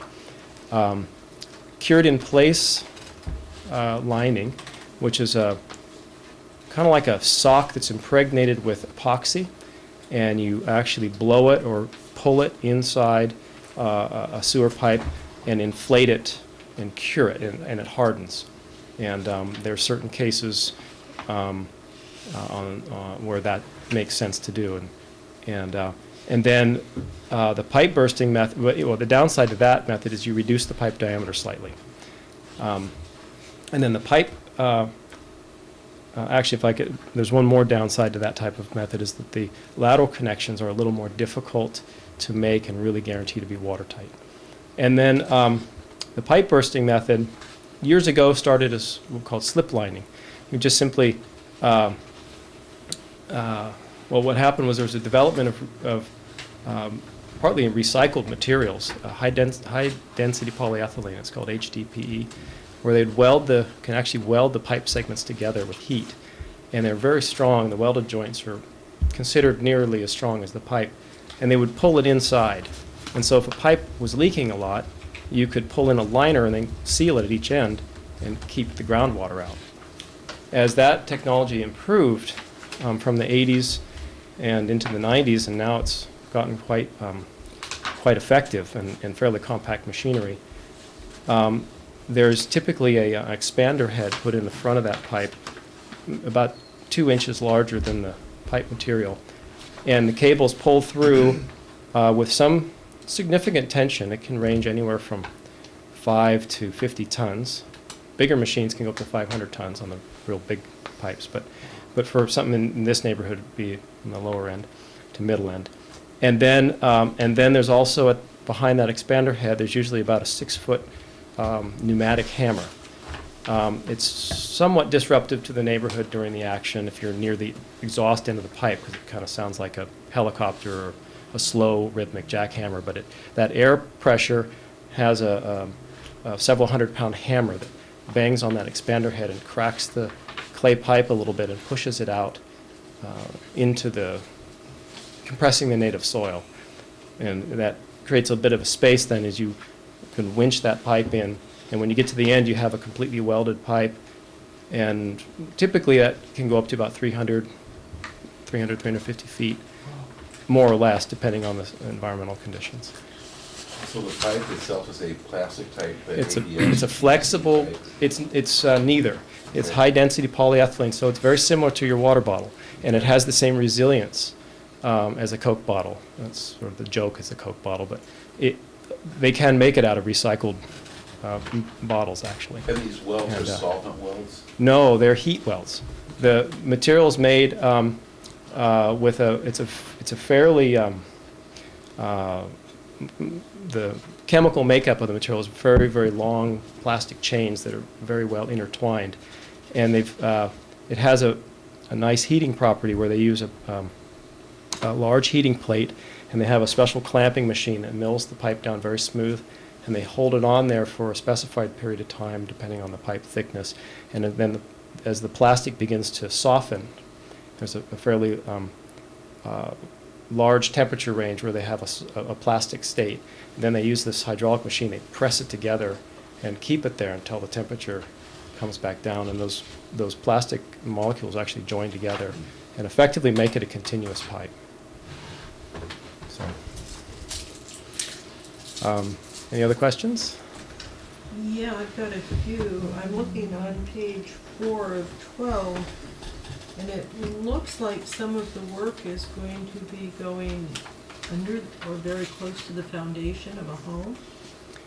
How are we going to, that kind of expansion, the pipe bursting, we better make sure we warn everybody to get their valuables, fragiles off the shelving so that it doesn't, their Lycian, Messian sculptures don't get shattered.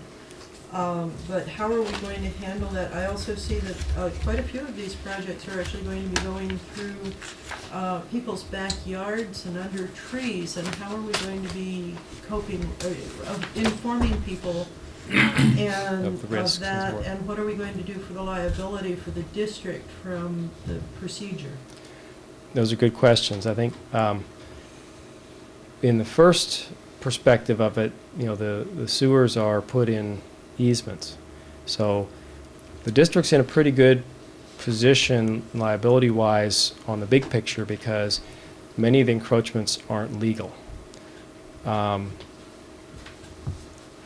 Just a general comment. It maybe not in every specific case. I But don't think I trust the courts as much as you do. yeah, but it's a general comment. But that doesn't mean that we can go in and knock people's houses down, or because and typically these aren't the main living structure. Often they're garden sheds and things like that. So depending on the circumstances, case by case, we have a couple options that we're putting in the bid. If it's something like a garden shed or a non-sophisticated structure, sometimes they can be moved out of the way, or the pipe is deep enough that the impact to it is insignificant. It doesn't damage the structure. There's not a structure to damage. There can be cases where a building or a footing is, through potholing, we pay the contractor to go out and pothole and investigate before they can, and televise the line internally. But potholing. That means we dig holes down to the pipe and investigate where we think we have a conflict. And that could So be you're gonna have for a to be gas going line. into people's So we're gonna have to, backyards do we're gonna that. notify, we have to go notify people ahead of time to go in their yards. We'll have to dig a small hole down and find the pipe. If it turns out it's next to a structure where there's no possible way to safely pipe burst by it, we're gonna have to work with the contractor. If it's a mild readjustment, we're putting provisions in the bid that they have to include it in the price. If it's a significant change that's unpredictable until we get out there and actually dig it up, we'll likely have to come back to the board and recommend a change order. That might be to open trench around, or in certain circumstances, we could choose to delete a section of pipe and use that lining method I mentioned, where we can seal the pipe from the inside and not have as much impact on the surrounding soil. So door knocking is something that we try to do carefully, and we've had good luck with our contractors recently. There's always the chance we'll get somebody who cares less about the public, and we'll need to evaluate that as we go into the depending on who wins the bid, and that would affect how we do our public outreach. And how sure are you of these numbers? I was talking to a district, sewer district, I believe, board member the other night, and he said, no, it's a water district and they're putting in a new tank, storage tank. And he said they were absolutely shocked at how much the bids have escalated in the last couple of years. Yeah, you raise a good question, and I can answer that a little bit more with the next project I address that's on the agenda. In terms of the sewer costs, we have been receiving very aggressive bids the last several years. So much though, you might remember the last couple projects, we were able to take advantage of some of those prices and add some additional pipe work and still be within the budget. We have seen the prices as of this January climbing, and the smaller projects we've not seen as a competitive a price per foot. I don't expect the prices to have to change, and I'm putting myself out on a limb here, but we don't see the prices in the sewer rehabilitation climbing as fast as in the water and as fast as in the technical side, tanks, electronics, which is, I can comment on the next project, which is more of an electrical project. Those areas we've seen the prices high and variable, and the industry, materials in the industry are having trouble holding their price for the legal requirement of 90 days. We get pushback from the contractors saying they can't even hold their bid price for 90 days, which they're supposed to be able to hold. So there's definitely been some challenges in certain sectors of the market. It is coming up, though. I think that as we look forward and strategize and evaluate how the district, reevaluate the 7-year plan, as I do with the Clemens every year. We may have to discuss some of these type of things about where the risks are and how we can best plan for that. Thank you.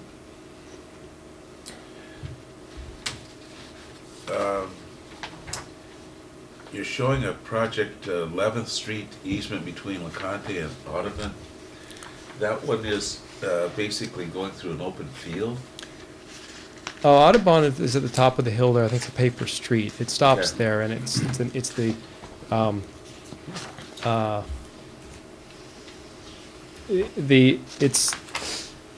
Audubon, sections of Audubon are not developed. Right. And so it's the contractor will have to access it through the dirt road on one end, and there's two different sewers that are kind of backing up to that at the top of the hill. The one on 11th Street and also the one down on 6th Street are both kind of off of that. So they go west through the neighborhood, and they kind of stop from the urban boundary and drain west towards the freeway. Okay. The other question I have, and I think Clemens, this is actually more to you, that when I looked at this, you were talking about basically it says replace medium and high priority sewer mains. That's the budget category at $572,000. But there's also a separate spot repair line item at $85,000. So we're really talking about a fund here of 572 plus 85, aren't we?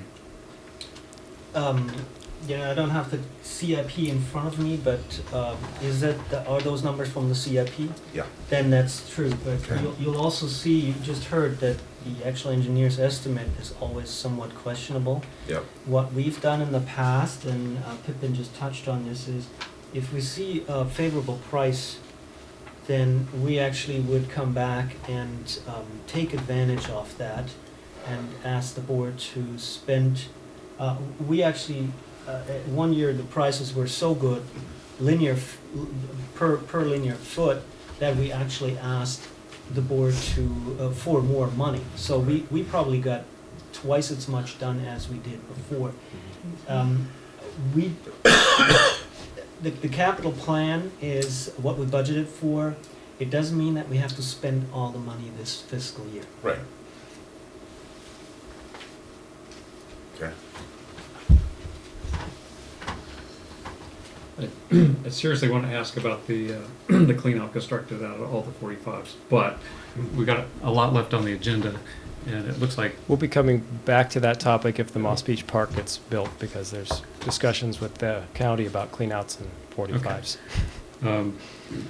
we have no further questions. The recommendation here, let's see, make sure we're on the right item. Recommendation is to authorize the general manager to advertise for bids for the 2014 sewer improvement project and spot repairs, and adopt the resolution next in order. Resolution of the Montara Water and Sanitary District acknowledging and authorizing the filing of notice of exemption under the California Environmental Quality Act. Do we have a motion? Yeah, so moved. Second. Okay. It's been moved and seconded by Jim and Catherine. Any further discussion? Just the one that we're petitioning, are we on sound legal grounds to do all that? In other words, that it says, it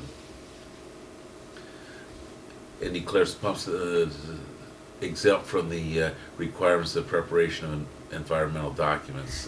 That is factually correct. I just want to confirm that. That's a provision under CEQA, the California Environmental Quality Act.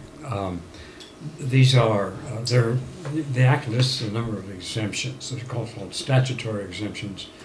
And included among those are repair of existing facilities and that sort of thing. Has no substantial effect upon the environment. So we're authorized to prepare and send to the county clerk a notice of exemption. They posted on the in the courthouses just to give notice that we're not preparing any environmental documents based on the exemption. Okay.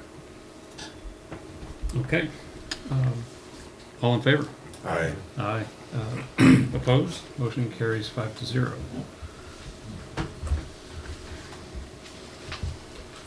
Next item, review and possible action concerning authorization to bid the pump station control panel upgrades Phase 1 project. Okay, so this district has actually, it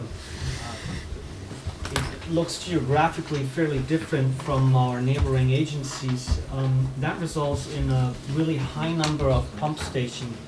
We have a total of 13 pump stations. That if we compare that with the agencies in the JPA, that's extremely high. Cedar Half Bay has one, GSD have I think 3. Is that right? 3. So that's definitely something where there's real price difference in how we can operate the collection system and maintain the collection system here in the district. What this item is asking for is to spend $245,000 for upgrades for our control panels, and that's essentially controls for motors, that is float systems that essentially turn the pumps on if the sewage reaches a certain point. We always want to double up on those. And Pippin, you can probably explain all the details much better than I can. The recommendation is very similar. We are asking to bid the project, receive bids on Tuesday, March 4th, 2014. So we plan on bringing actually the results back to the board on the following Thursday to move forward with these projects unless we have to decide for whatever reasons otherwise, but that's the plan, that we get actually the bids then reviewed before the board meeting and can get the approval of the bid on the next meeting. So the recommendation is to adopt a resolution of the Montara Water and Sanitary District acknowledging and authorizing the filing of notice of exemption under the California CEQA Act for the pump station control panel upgrades Phase 1.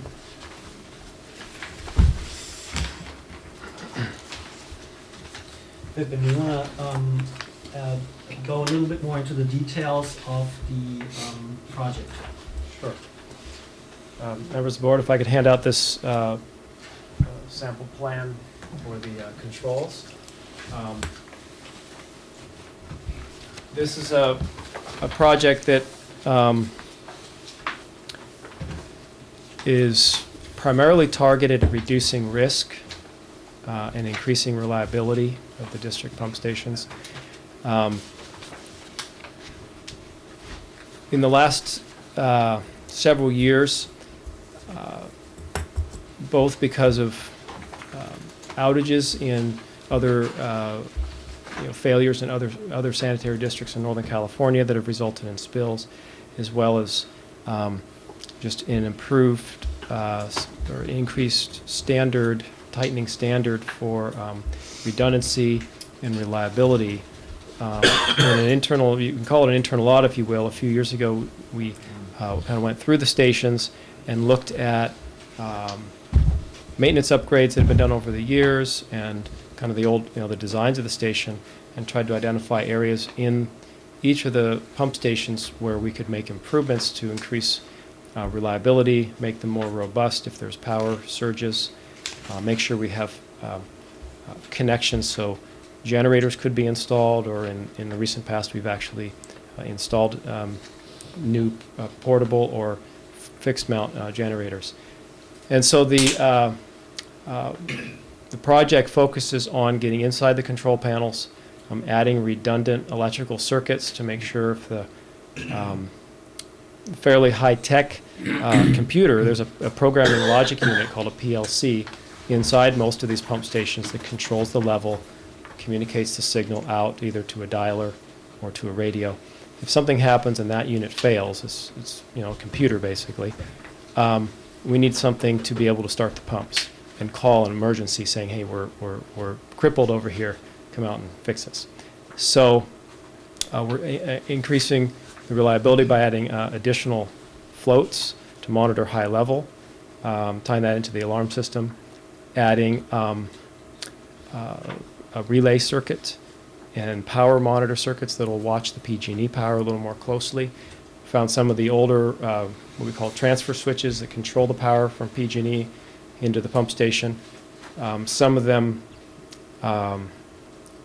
were monitoring only single phase of a three-phase power leg, and recently, there's been a case where we have a brownout where one leg gets a little low and then the pumps don't pump to capacity, and then the pumping gets behind or they burn out because they're drawing too much electrical load. So the intent is to, a few years ago we recommended to the board to be fairly aggressive and try to go through all 13 stations, well 11, because Niagara, as commented earlier tonight, Niagara and Canoff have been recently rebuilt to a more modern standard. And go through the stations and add these reliability additions and communicate and participate with SAM to get their comments as well. So a second thing is to try to go through the stations and improve the documentation as to what the wiring is. Over 10 or 20 years, when parts get replaced, things get changed, sometimes the documentation, if it's done piece by piece, isn't as comprehensive. So going through the stations and trying to identify what style of wiring, how it's put together, and get a documentation platform in place for future work was an additional part of the background to developing this project. I could just jump right to your comment or question from last time about costs.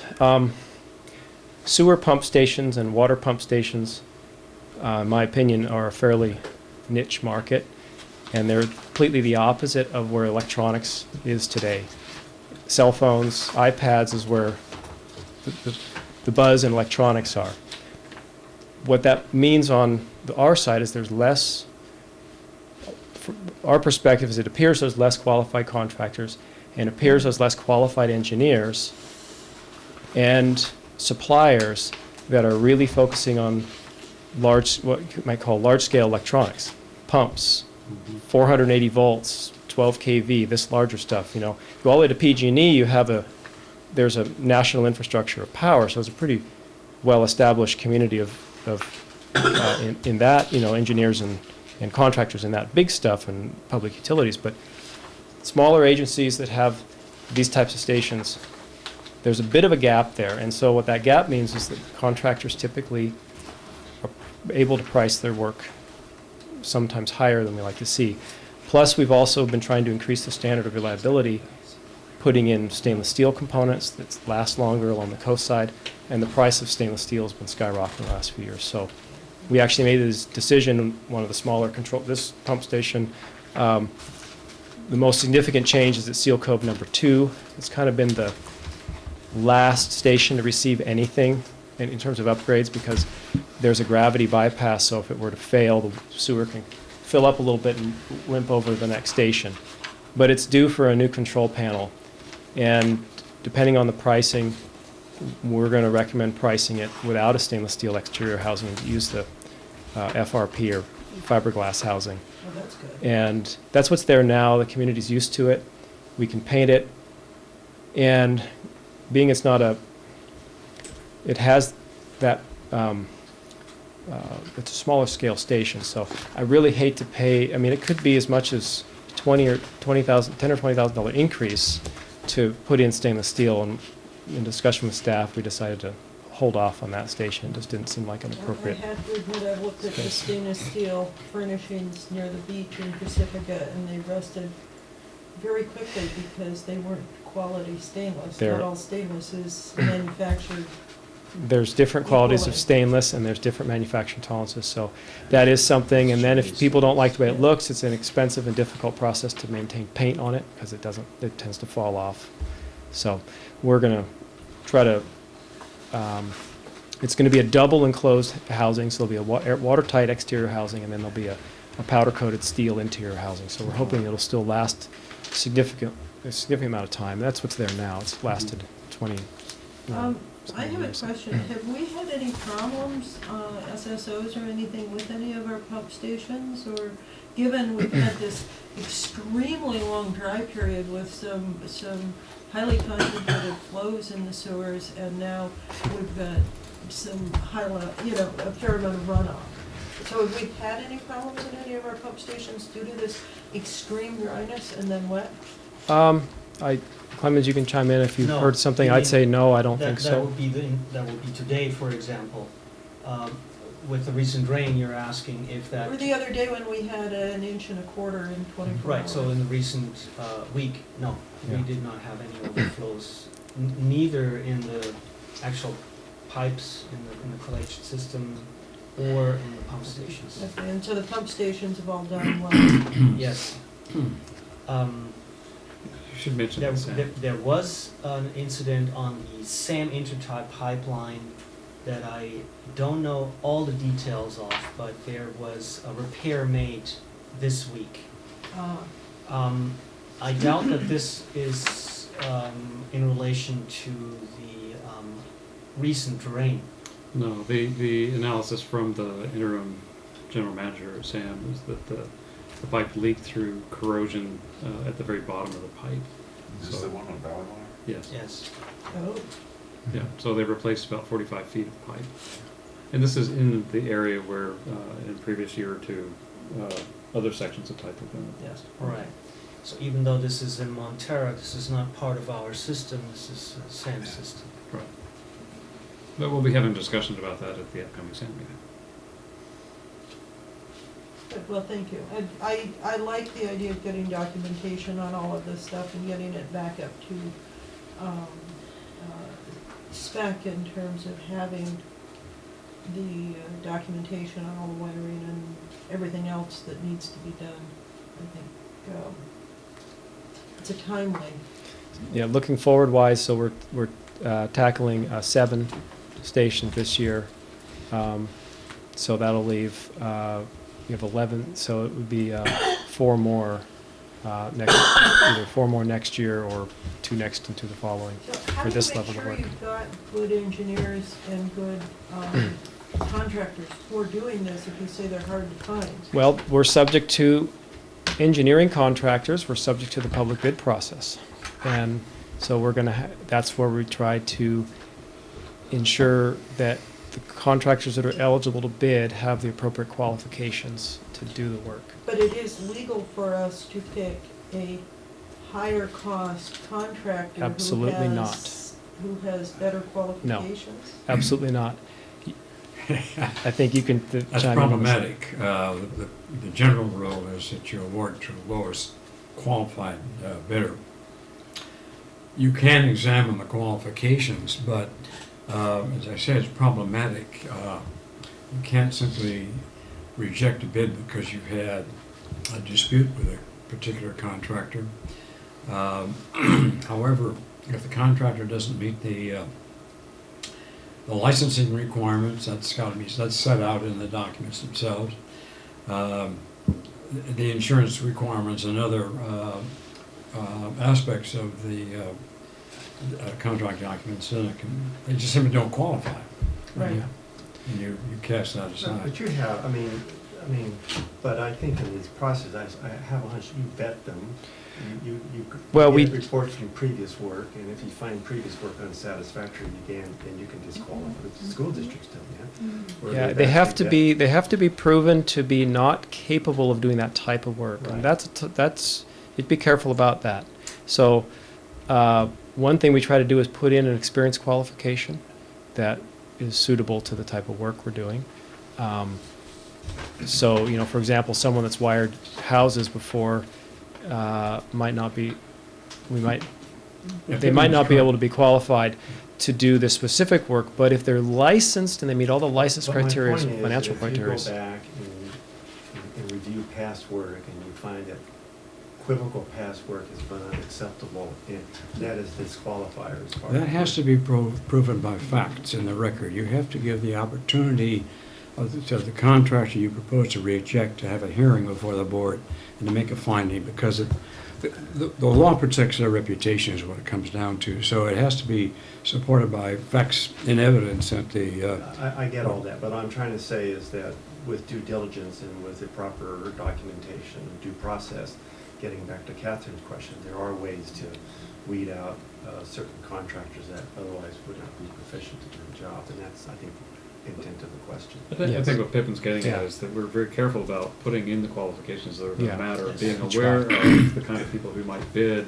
who might not have those qualifications. I've been around 480 a fair bit, and you really want people who've not just done a little bit of it, but substantial amounts. What you may want to consider at some time in the future is that if you have a particularly unique kind of contract, and I think in terms of some more, I think in the context of water, the water side, because of the sometimes unique construction requirements, it may work also true on the sewer side, is to have what they call a pre-qualification process. You'd have to set it up by ordinance in your code that would essentially require, you would put out a notice to potential bidders that they have the opportunity to pre-qualify to bid on a project. And there you set forth the standards that you want them that they have to meet. That could mean a financial standard. It could mean accident occurrences in past history. The kind of things you're talking about, it gives you, the agency, an opportunity beforehand rather than after having to go through the proof of facts process. So that's something you could consider, but it's kind of a laborious process. The staff might want to think about that sometime. And there's bonding requirements, I assume, for all the contractors. Yes, there's bonding requirements and the financial. We've actually rejected in recent years somewhat qualified sewer contractor for not meeting the financial qualifications, and it was simply that he didn't have his company wasn't robust, and so he couldn't meet those qualifications and bonding requirements that the district has set forth, and he was upset. I mean, you may recall we had a contract a few years ago where they, I wish I could think of the location, but there was severe leakage afterwards. Well, there was construction. There was the Canoff. There was the Canoff drilling Canoff, project. that's it, yeah. Yeah, there was the Canoff drilling project where the They used the wrong rock. It's a pack. there's a All number sorts of things. number of facts that happened, but what ultimately the creek diverted Mhm. through the drilling system and caused a disruption that had to be cleaned up. It was significant. It was a rock and mud blowout Yeah. from around the pipe. It Yeah. didn't disrupt the pipe. It wasn't itself, sewage, but it was a. But was it definitely a filled that problem. whole short block of Canoff with about this much rock and dirt. Yeah. That was difficult. I don't recall offhand if that We simply couldn't get out of the prime driveway. contractor came Yeah. back and performed the repairs, or if we had to perform it I and, remember Yeah, that. well, we had to, I think we had to perform some additional work. I'd have to look at the record and see what I don't exactly recall was whether done. we brought in another contractor, whether they just, Yeah. we had to deal harshly with them, let's put it that Yeah. way. Yeah, that notice of And their attorney. That notice of completion took a while. Uh, We've got a bit more to do. Do we have any I more have no questions? more questions. All right, with that, the recommendation is to authorize the general manager to advertise for bids for the, I just want to say real quick, when I first got on the board, we had quite a number of spills involving alarm systems that failed. And looking at your design, I'm so grateful for the belt and suspenders approach, which just assumes that we're not going to be happy with a single bit of circuitry in there. So authorize the general manager to advertise for bids for the pump station control panel upgrades, Phase 1 project with resolution next in order, resolution of the Montara Water Sanitary District acknowledging and authorizing the filing of notice of exemption under the California Environmental Quality Act. May I have a motion, please? So So moved. moved. Go ahead, Catherine. So moved. A second. Okay. Catherine moving, Jim seconding. Any further discussion? All in favor? Aye. Aye. Opposed? Motion carries 5-0. Item 5, a happy item. Review and possible action concerning Schoolhouse Tank 2 ribbon cutting ceremony. So we've been placing Covered this that, Bob. schoolhouse tank in I covered service. that. So did everybody listen? The schoolhouse tank Did, is thank you. working, it's up and running. Thank you. Thank you. And is in service, so we're tidying up the last landscaping and last little items here and there. And hopefully this project will be very soon completed.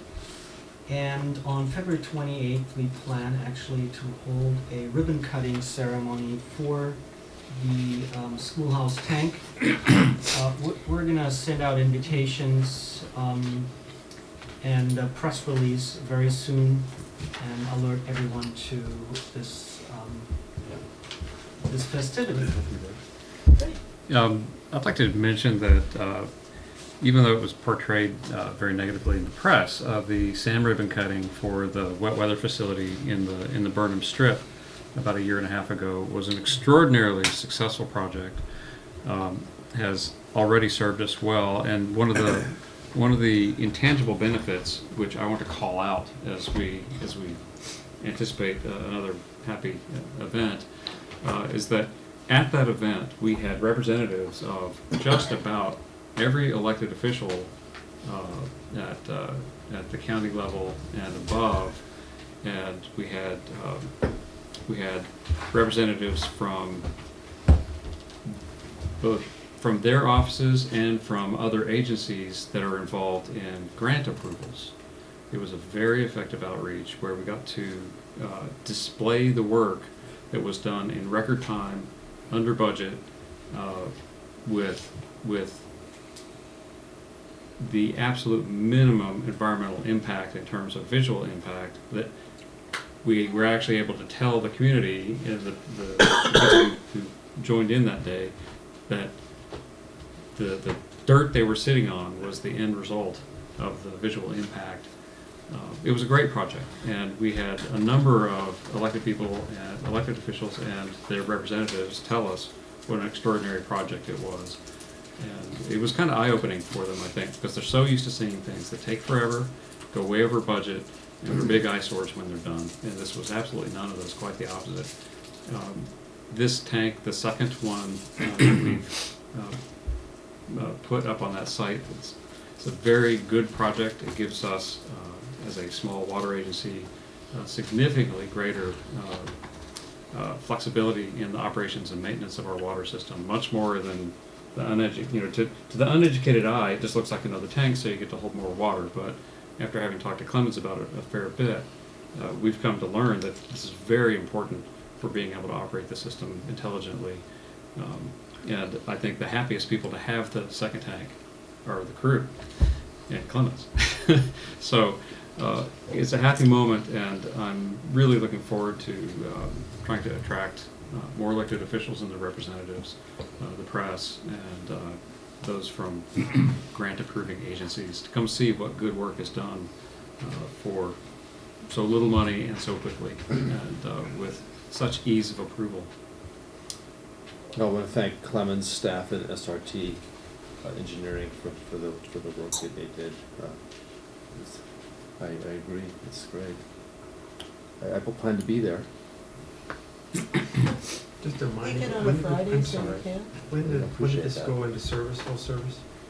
I think I wrote it in the manager's report. Well, the only reason I say, you said it was put in service on February 28th. No, January 28th. That's my only point. You might want to make that, Yeah. put a note on there. Okay.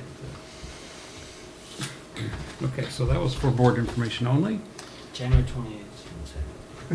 But remember, the event is February 28th at 3 p.m. At the Schoolhouse Tank site, which is just at the north end of Moss Beach on the east side of the highway. Can I ride my bike there? You can walk there, you can ride your bike there. Did you make it up the hill? Sure I can. Yeah, for you, Bill. Oh. It's a. These are really fun events. If you're thinking you might come. It'd be fun. I have a quick question. Have we had any inquiries about cell tower sites there? Well, At one point, when we were planning the tank, we were trying to figure out how to plan one in, and yes. We had a number of We inquiries. had a number of inquiries, and I think the more attractive site is actually the next site that we're going to discuss. Okay. So we had a number of engineers out that looked at the schoolhouse tank site, and let's see, it still might happen, but I think the more attractive site is actually the Alta Vista site. Which is item 6, new business review and possible action concerning another big momentous thing concerning authorization to bid the Alta Vista Tank 2 construction project. Okay, I'm gonna keep my staff report as short as possible. We're gonna have a presentation from Tanya, from our water engineer. Yes. What I want to say to this item is that the water system was acquired in 2003, and at the time, actually, staff and board and engineers started to think about what the wish list would. One second, let me finish. Okay. we're just so excited. So at the time, there was a wish list essentially prepared. There was a lot of thinking about which projects should be undertaken. And that led essentially to the 2004 master plan. That led into the public works plan. The public works plan is a mechanism that we use to permit the projects or the majority of projects that are defined in the master plan. So we're now seeing a time span of 10 years that passed, and now we're looking actually at the implementation of the Alta Vista tank number 2. And that is, throughout the 10 years, there was a lot of discussions about the tank projects. A lot of things evolved. So that is why we here present a slightly different option that staff and engineer think is the best option for the district, for the community at this time. Then real quick, the recommendation tonight will actually be somewhat different than it is here in writing. We're simply asking the board to approve the bidding process by motion.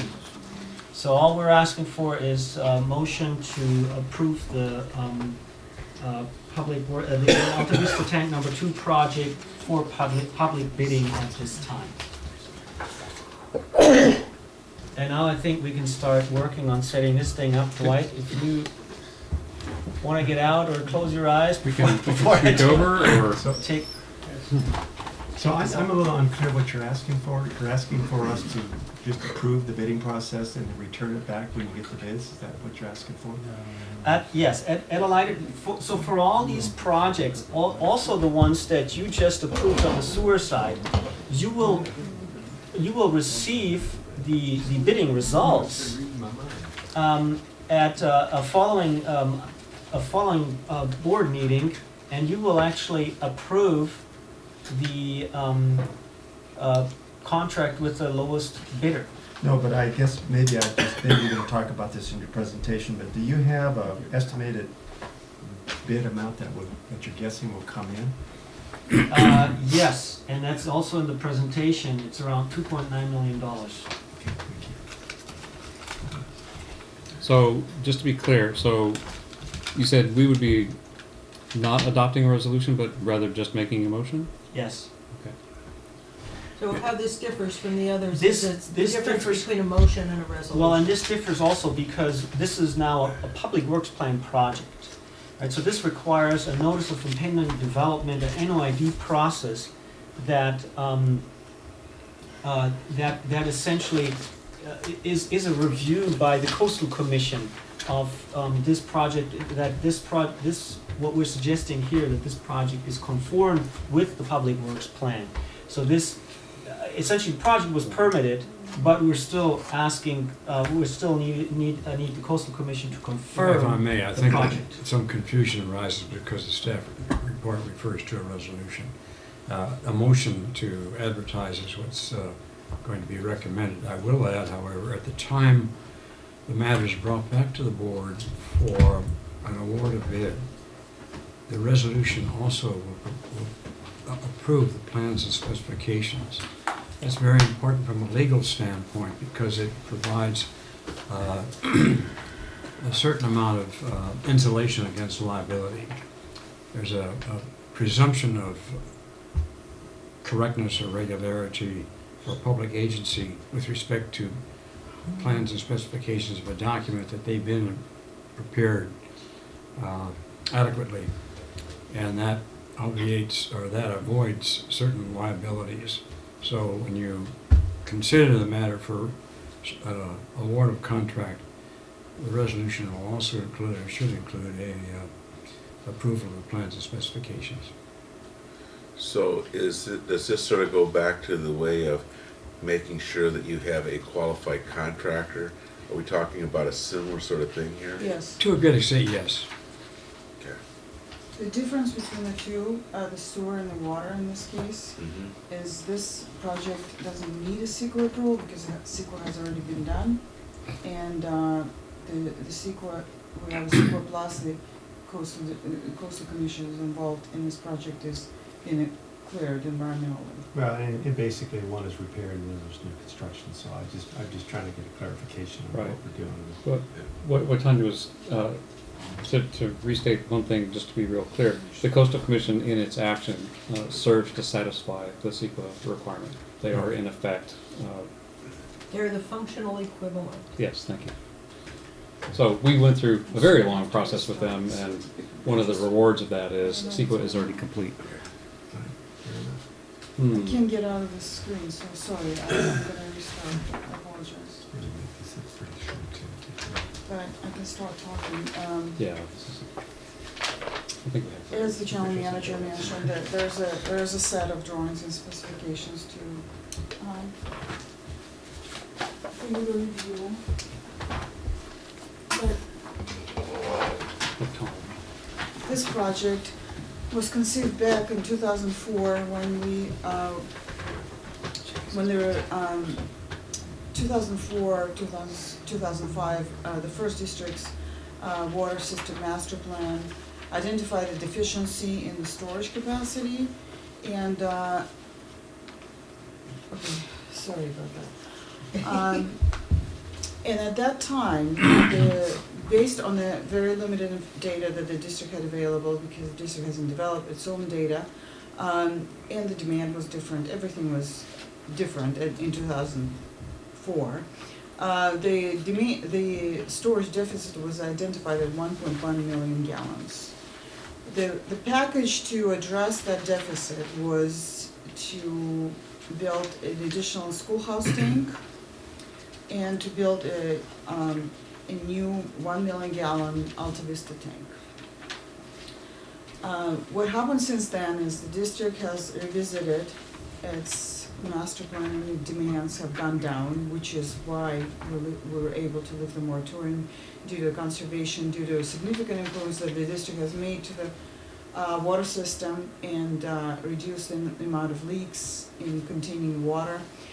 And so when we revisited the numbers in 2011, the actual storage deficit has gone down, the needs have gone down to 333,000 gallons and some change. Okay.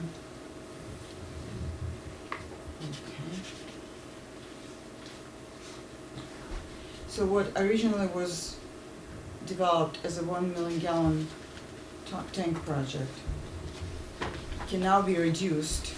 We started looking at options to reduce the cost of construction and the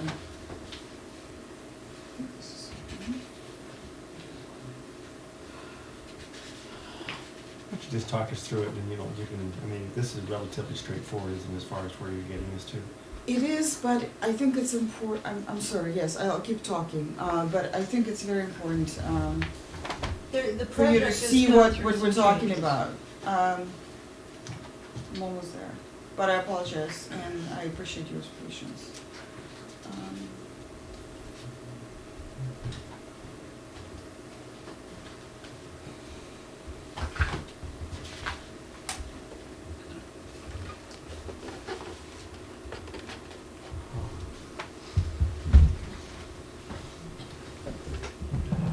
There you go. The water bottle. These are some renderings that were prepared by an architect for us. So this is the rendering of the future of the proposed tank. It's right on top of the ridge.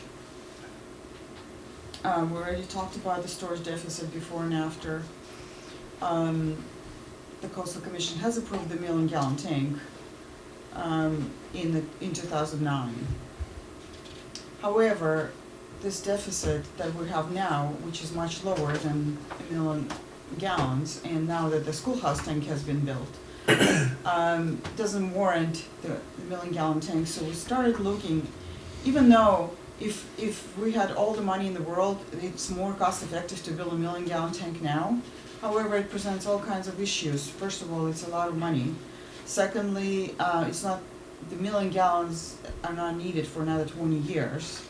And So the additional 500,000 is not needed for another 20 years. somewhere in 20 years, yeah, depending on We what demand. still need the 500,000. We still would need the 500,000, but 20 years later.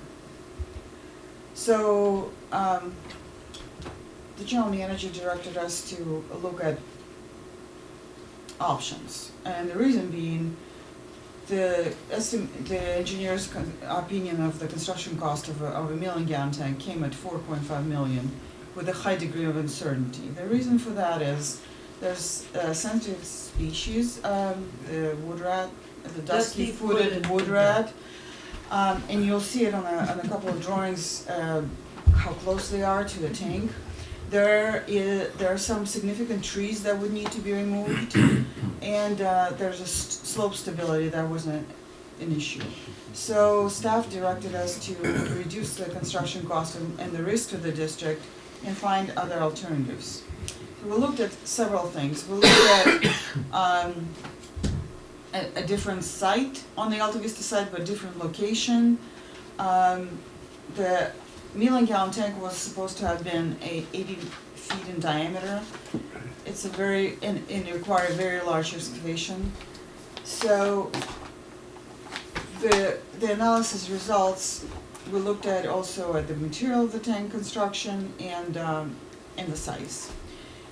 And the proposal before you is to construct a new 500,000 gallon tank on the Alta Vista site now, and considering another tank within the next 20 years.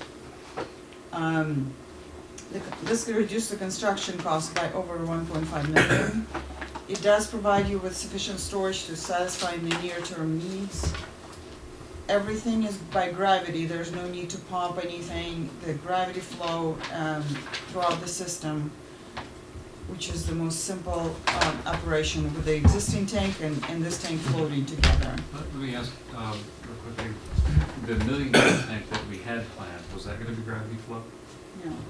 So that would have required all sorts of pumps and controls? We couldn't, I mean, ideally, that's what you want. You want the two tanks floating together, but we couldn't fit it in the site to make it, to go so low. It would have been such a giant excavation that we would have to, so. So this is actually a benefit of being able to do it. It is a very good benefit, yes. It's, steel can't be buried, so it has to be a bowl, so it will be extremely, a great amount of earth movement needed to get it that low.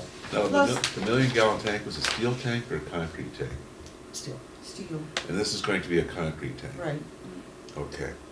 And it's And gonna be, yeah. And if you had the two concrete tanks together, would cost what, how much more than the one single steel tank?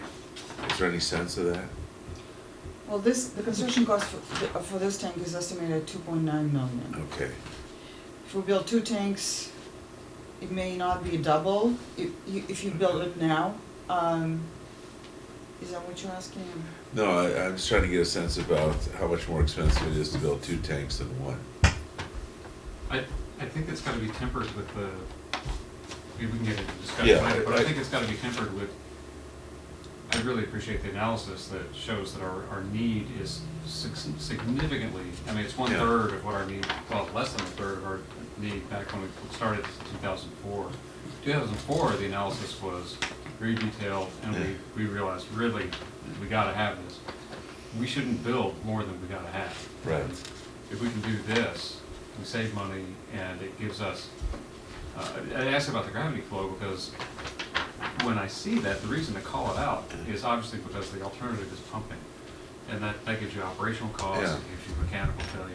And that was a major concern on the district's operations side about increasing pressure in the distribution system, which will cause additional leaks or potential for leaks. It's a big deal because of you have such terrain, which Pippin pointed out. That's why you have so many sewer lift stations. That there are significant elevation differences, which creates puts pressure, in no pun intended, but into more ways than one on the distribution system. So the proposed alternative is, so what you see on this drawing is sort of on the top of the slide is the existing tank. It's 462,000 gallons. It's a steel tank. And then the proposed tank below is 500,000 gallons. Pre-stressed concrete tank, which means it's built by putting up panels, concrete panels, and then there's a wrapping machine that goes around and wraps the tank with wire, which is the cables, they're not wire, of course. It's quite fascinating. Clovis and I just visited tank construction in Santa Cruz, and they showed us. So it's like a tilt-up construction. Then they ban it. They ban it, exactly, and then they put shotcrete on top. This technology has been in existence for about 70 years and has improved quite a bit. So what you are getting the benefit of is storage at the highest elevation in the district, the seismically reliable tank built to the latest standards. The seismic reliability of the pre-stressed concrete tank is superior to a steel tank, and that meets the coastal commission requirements. We had the original site turned out to be the best tank site. We couldn't find any better site, and the construction cost is estimated 2.9 million. That's it? Well, this is the tank. It's 58 feet in diameter and 40 feet high, and will be partially buried into the ridge. And the construction, if the board would approve it, is planned for summer of 2014. So what you see here is the blue. The blue part of the image is the solar panels proposed to put on the tank. That's discretionary item, but the district does have solar panels on that site and producing sufficient amount of electricity. So the road, and then at the bottom here you see the first residence that we see that's on the Alta Vista Road, the existing tank with the treatment plant, and on the left-hand side another residence that is right next to the treatment plant. And that kind of demonstrates we have to screen the tank, but it will be meeting all the requirements for visibility for all the environmental requirements. This was something, the environmental requirements for this tank was, about 2 years of work with the Coastal Commission, which required Tanya and her staff to work very hard, very hard to figure out the million-gallon tank. Not to mention the lawsuit that we had to defend against from a neighbor. Right, but so when she says it meets all the requirements for visibility and protection of the environment, that's actually an extremely detailed set of requirements. And a concrete tank lasts longer than a steel tank, correct? Oh, absolutely. So we're really not even comparing apples to apples here, because the steel tank would not have lasted as long anyway. You're right, yes. Okay. Usually what happens with comparison between the steel tank and a concrete tank is the cost. The steel tanks are inherently much less expensive. However, in this case, because of the depth of excavation, because of the restrictions of the Coastal Commission, we can't go above 18 feet above the ridge. Right. The steel tank cannot be buried, as the general manager mentioned. And the excavation that required for a steel tank and the road around it would require such significant amount of retaining soil, and the retaining walls made the project actually more expensive for a steel tank than a concrete tank. Because the concrete tank holds its own, so to speak, becomes its own retaining wall. Okay. And there are other reasons why this project is much more attractive than a steel tank. Imagine you have the ridge and basically a bowl in the ridge in which the tank sits. It's where a steel tank, and at a 30-foot high, this is a significant hazard potential for liability concern. People falling in, kids doing whatever they do. This tank, this design prevents all that from happening because it'd be partially buried. There's no deep road going down. This is a superior. Again, the project. operational flexibility is so much greater with not having to have moving parts, ongoing maintenance, with a pumping system that pumps now water from the lower tank to the upper tank, with a pressure reducing system that drains from the higher tank to the lower tank, with what Tanya mentioned, an elevated tank if we wanted to operate it alone, and we want to have the flexibility to operate each tank individually, then that would mean pressure differences in the distribution system if we switch from one tank to the other. Those are all very significant operational, let's call them hazards, essentially, and ongoing costs that aren't necessarily shown in the initial construction cost of a large steel tank. But long-term. All right, well, I bet we could ask a lot of questions about this all night long, but it's getting late. Well, I have a couple questions. One, are you going to protect and keep the path open that the Coastal Commission requested? Yes. Okay, Well, two. that allows that, but the other option would be very difficult. Good Okay. question. Two, staging of the construction equipment and the site materials and any excavation materials? Or is that going to happen? Oh, that's a very good question. This actually, one of the toughest thing in this project is to the dirt. Because there's such an amount of dirt, just wanna close this so dirt we can don't- I go am ahead and power it concer- off. I am concerned that the neighbors may be very concerned about that. We need to have that worked out. Okay, turn off. Nice. You on? You're good. I'm sorry. I'm concerned about the neighbors, the feeling of the neighbors, considering they've had their concerns about the road for I years. appreciate that question because this project also minimizes, it's still gonna be significant, there's no question about it. Significant number of trucks will be going up and down that road. However, the amount of soil that we will excavate as part of this project will allow us to partially store on site, partially remove. The geotechnical report indicates that the soil is suitable for reuse, so it's clean, good soil. We will store on site between the rat nests.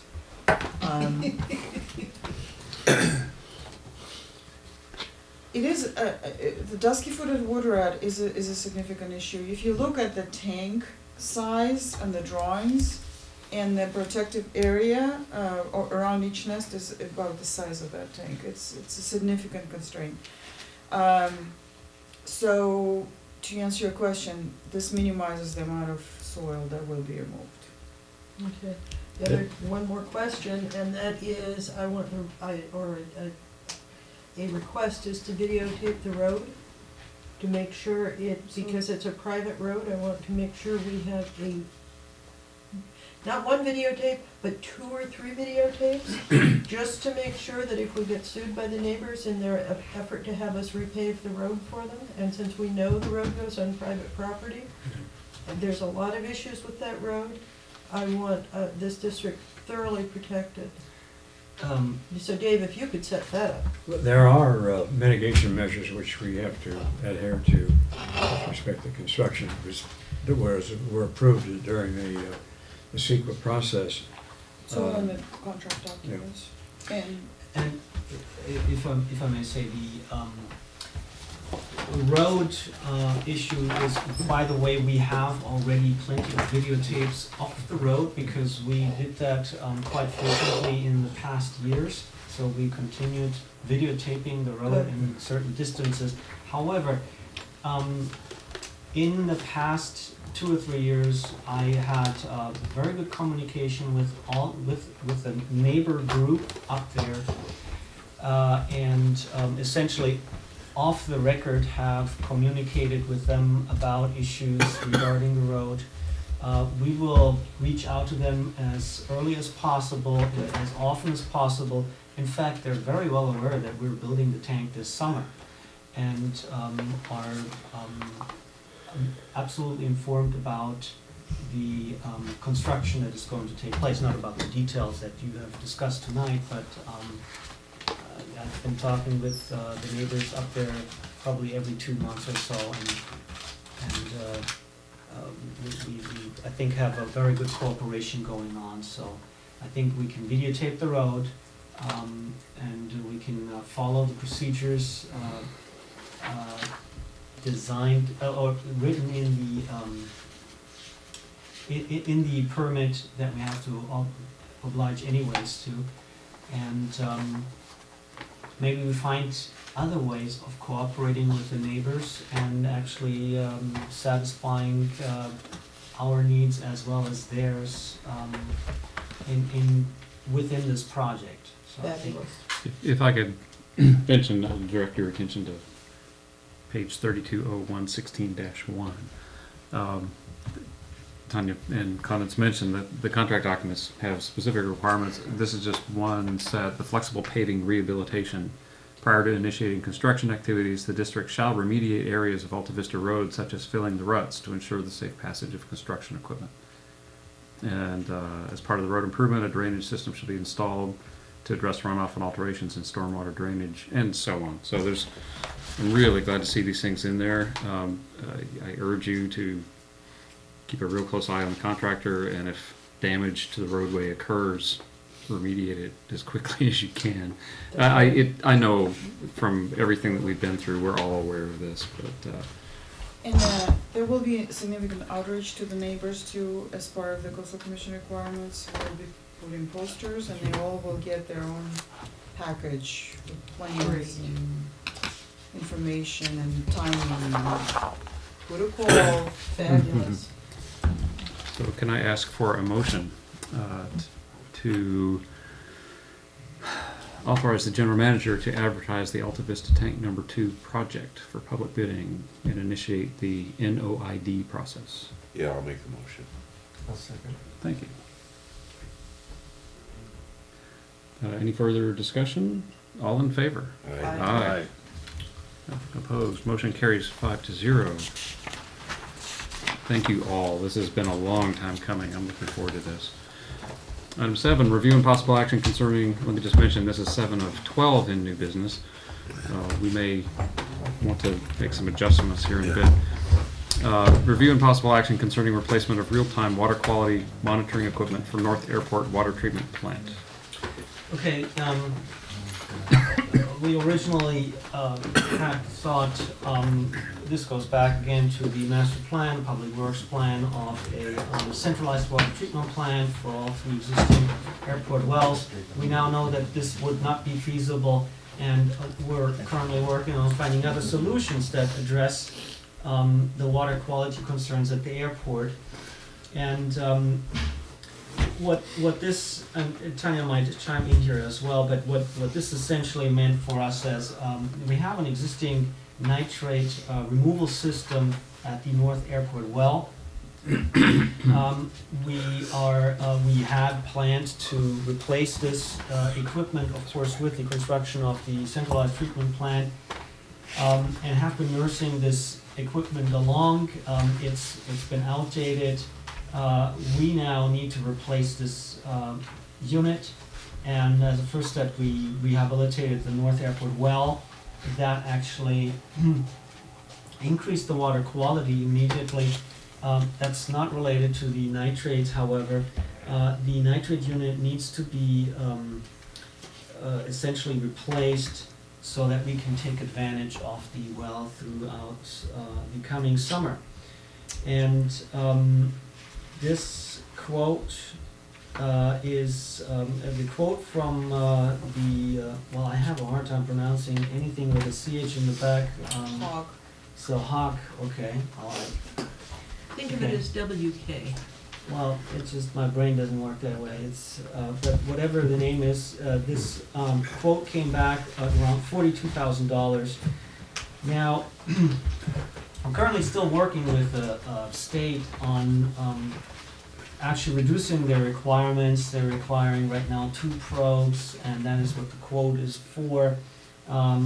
We've been successfully operating this facility with one probe, and therefore we're very hopeful that we can actually get the DPH to agree on this, continue to agree on this, and that price might actually go down significantly.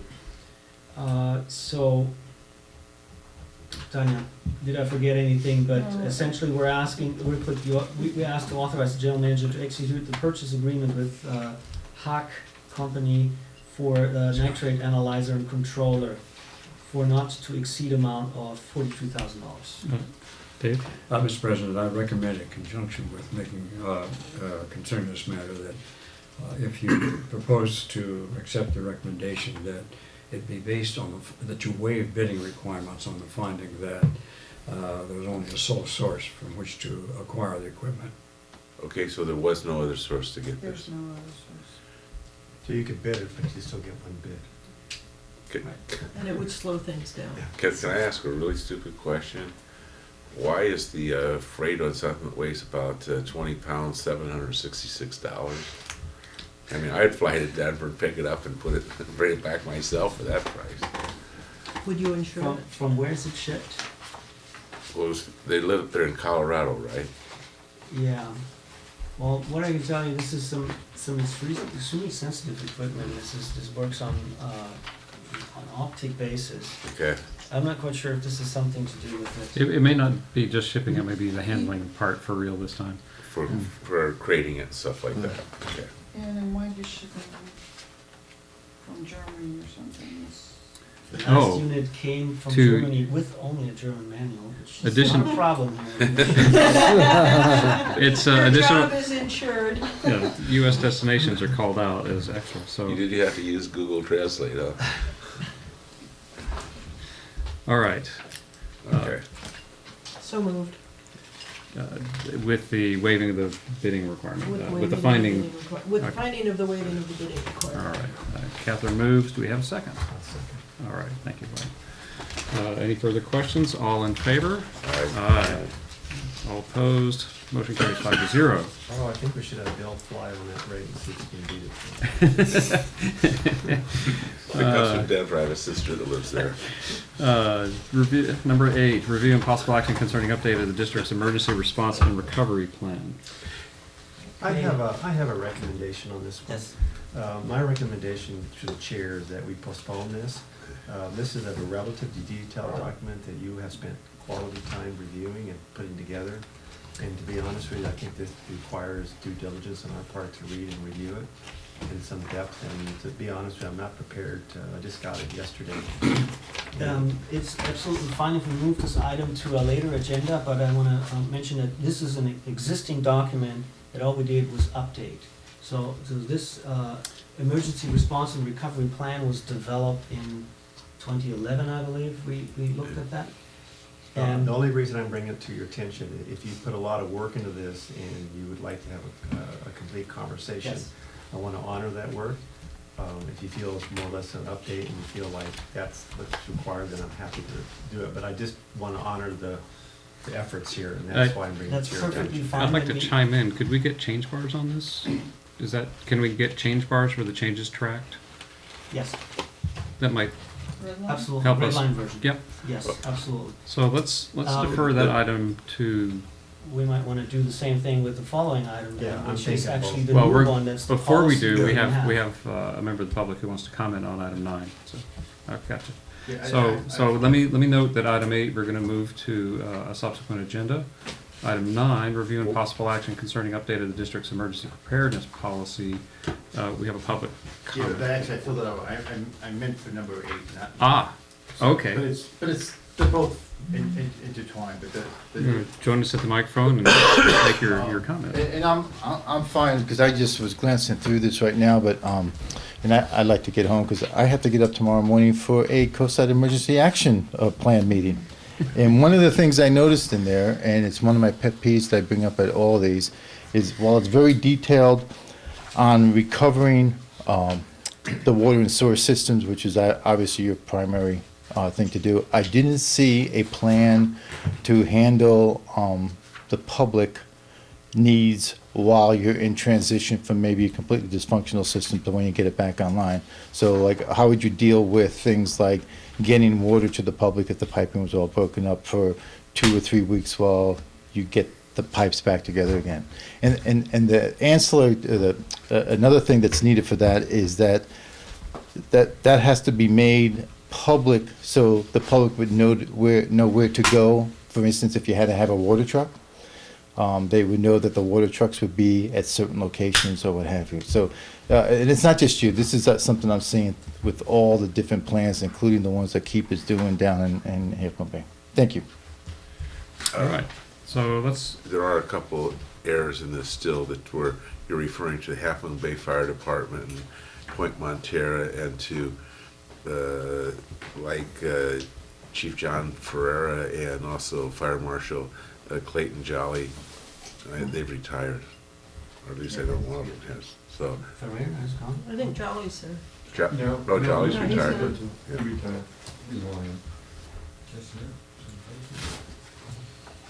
Good. okay. So let's see how quickly we can get through the next two. Item 10, review and possible action concerning designation of district representative to the Local Agency Formation Commission Special District Selection Committee. All right, so, the vacancy created by the retirement of Dave Alcher, and LAFCO is holding a special district selection committee meeting on Tuesday, March 4th at 7 p.m. Our board president is actually the designated representative. If Scott cannot attend, then there would be the need to authorize someone else, authorize either the board president or designated alternate to vote on the district's behalf in the election of the special district members to LAFCO. So, recommendation is to essentially discuss and designate an alternate to vote. I'd like to recommend that we designate Catherine as the designated person to go to that meeting. Represent us if it's okay with Scott. Okay, that, do we basically vote on, as a board, who the representative and alternate should be? Well, the representative is automatically the board president, and what we would take action on would be who might be the alternate. No, but I'm saying that, that person that votes, do they vote who they want to vote for? Do they vote for a person that's a board consensus? So in other words, like like Rick Lohman is wanting to be the alternate. Do we take a vote here and say that as a board we're in favor of him as the alternate, or do we leave that to Catherine's discretion?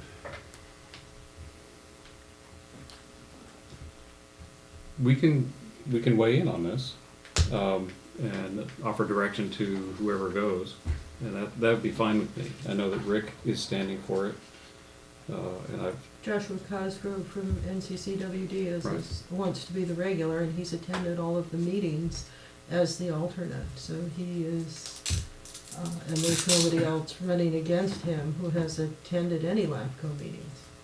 So he's the logical choice, as is Rick.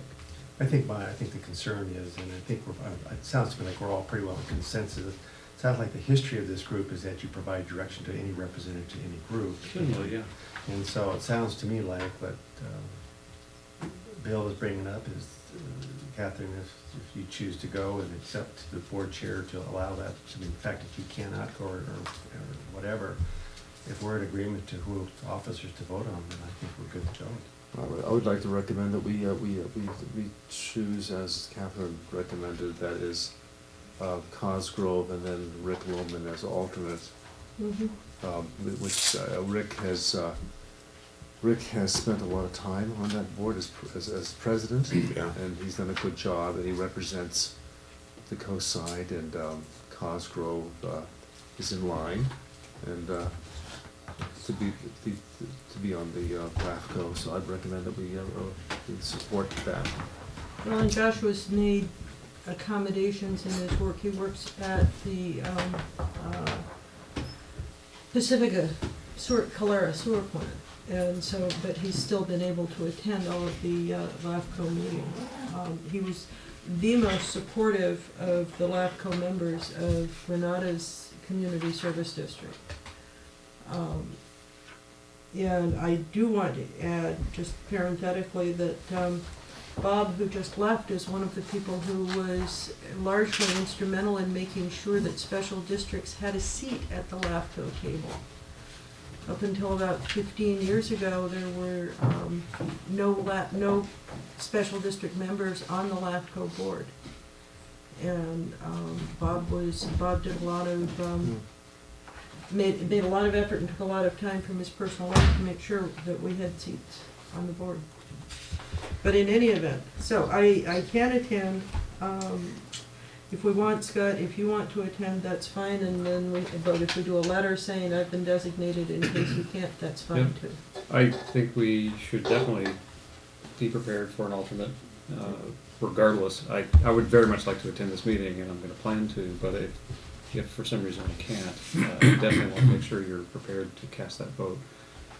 It sounds like we have consensus. Yeah. I think my only question, it has nothing to do with the vote, but it has to do with, it would have been nice to know if there was any other interest for this position regardless. Because what I don't see here is were there anybody else that were vying for the position, and if so. There were not. I saw Cosgrove's, it came to me another way. I saw his statement of interest for the lead position. So I guess that's all I saw. I guess Well, what I'm and trying at the meeting, day before yesterday, nobody else expressed any interest. that may be the case, and Yeah. all I'm suggesting in going forward when these votes come up again is that they clarify that these are the only interested parties. I appreciate that Rick reached out to us to let us know. Exactly. It would, if there were others, it would certainly be worth taking into consideration that they didn't think to let us know. I think we're going to stand for this. I'd say that might be a comment that Catherine could make to Martha Poyados, that we should be actually informed about. That's really my point. It's really the form of communication. There may be some that come up at the last minute. Right. Well, that you can't, that's wholly entirely different, but I'm just thinking, the point being if there was any other viable candidates that were there, it'd be nice to know publicly. Yeah, generally this is generally what we see with things like CSDA and Aqua, we see a roster of who's standing. And LAFCO's chosen to do it differently. Okay. All right, so I hear consensus. Let's have a motion to designate Catherine as the alternate. Okay. Okay, so that was Jim. And second? I'll second it. Okay, thank you, Bill. We need, Martha pointed out to us that we need proper paperwork for both of you, because if you don't have the paperwork to prove that you were designated by this board. She did it several times. She won't let you in. Well, no, she doesn't have, you don't have to have it for Scott, have to have it for Catherine. Yeah. It says a letter from the district that would require my signature. Letterhead. That's it, right? Okay, yeah. So I'm gonna send that, I have the letter prepared, I'm gonna send it over to Martha tomorrow. All right, is there If she needs another signature, I'm sure I can get one. is there a literacy or history test that goes with it? Hopefully not. And then the other part is just that we're in favor of both those candidates, Josh. And Rick. Yeah. All right, so we have a motion, so the letter will include both myself and Catherine. All in favor? Aye. Aye. Opposed? Motion carries 5-0. We can all attend, but those two, one of those two will vote. And Martha said she's gonna bake for the occasion. Is that an inducement or what? Not sure. We're not sure. Item 11, review and possible action concerning cost of living increase for non-exempt employees. So we didn't have a cost of living increase for the non-exempt employees since December 2010. That's when the majority of district employees were represented by Stationary Engineers Local 39. In late 2013, the union disclaimed interest in representing the employees in the bargaining unit. In the past budget process, the board expected a 3% increase in payroll expenses, and that's why suggesting a cost of living increase of 3% effective February 1 for all non-exempt employees. So the recommendation is to authorize a cost of living increase for non-exempt employees of 3% effective February 1, 2014, and there is actual salary range attached for the mentioned positions.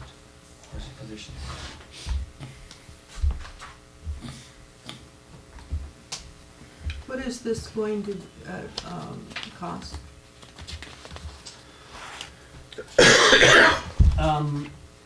Well, it stays within the 3% increase that was approved by the board.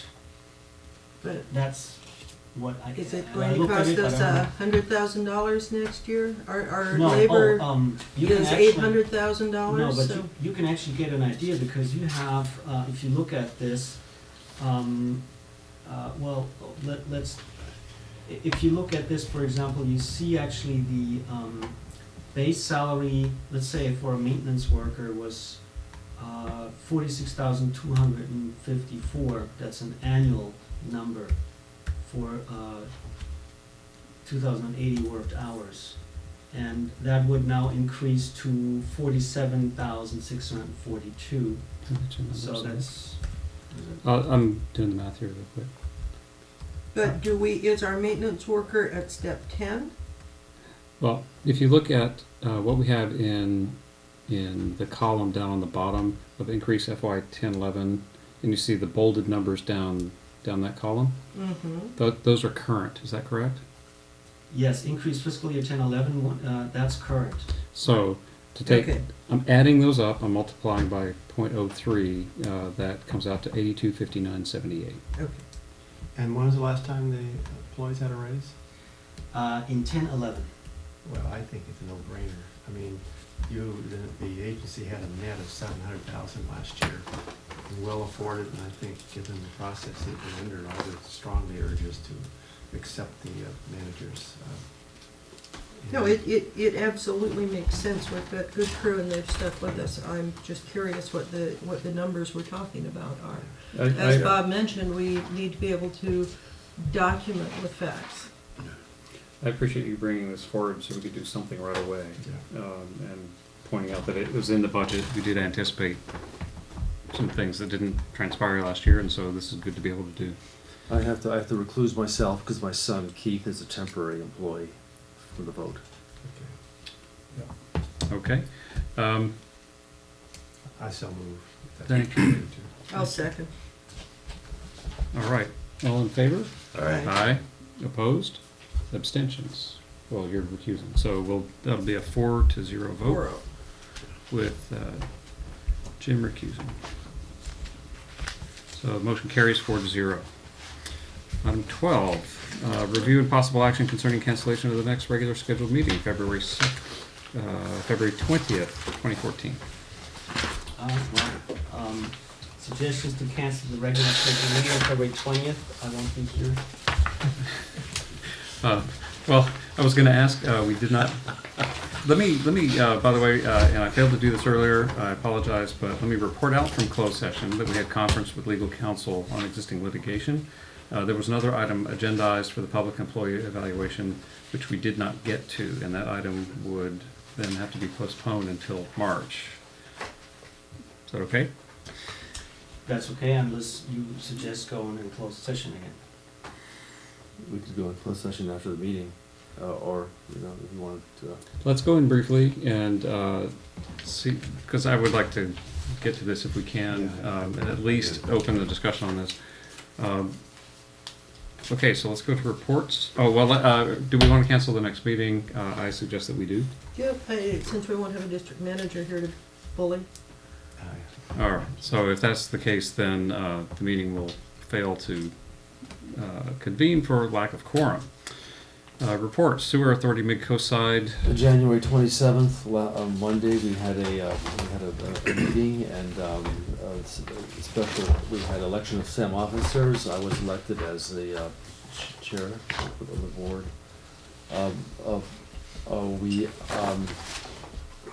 We talked about the the selection of the general manager. That process is still ongoing, and we hope to conclude that soon.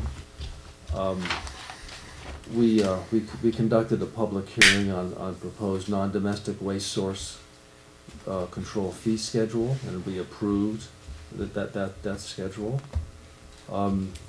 We received information on the general engineering services expenditures as compared to budget, and they were over budget because we had special projects that had to be done on the intertie that were important. We authorized payment of the revised CDP fees for the annual weed abatement. So every year we cut the weeds down in front of the SAM land. That has to be done. Is it that wetland? No, it's not wetland. It's the field in front of it. We'll get to that in a minute. Then the other thing was, we had a presentation by community members and a very complex discussion of the concept of relocation of the Kehoe watercourse, and some people that live along the Kehoe watercourse were there to present their thoughts. And the board voted to revisit that issue in another meeting. And then we set a meeting of March, beginning of March, for a budget workshop. Anything on that, Scott? Let me just add on the Kehoe Watercourse. It was great to have members of the community there. They were passionate.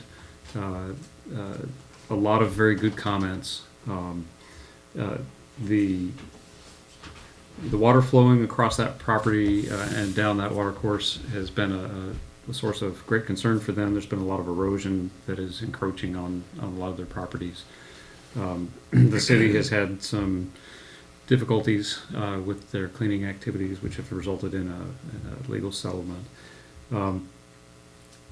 It's been a long-standing hope of mine to be able to relocate that water course and rebuild it as a proper water course, one that would slow the water down and be able to do a better job of running across that property. It is an area You with... should plant the whole property with eucalyptus. It is a Dry property it. which has, which the agency acquired years ago to prevent further development on, because the neighbors who are affected by that water course, their properties weren't developed when the sewer plant went in. And we've seen just how much work it is to deal with having an active sewer plant adjacent to neighbors. So we didn't want more neighbors. We've got plenty. And so if we can get that that water course properly built to act like a natural water course, we should be able to avoid the erosion entirely. There are endangered species on the property.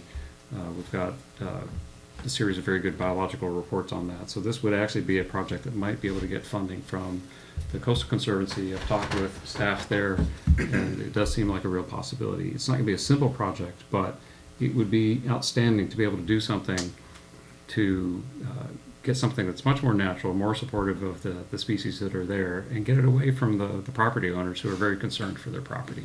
So it has the potential to be a challenging project, but one that will be a win-win all around. So I'm excited about that possibility. Let me mention too that tomorrow there is a noticed meeting, and let me find that real quick.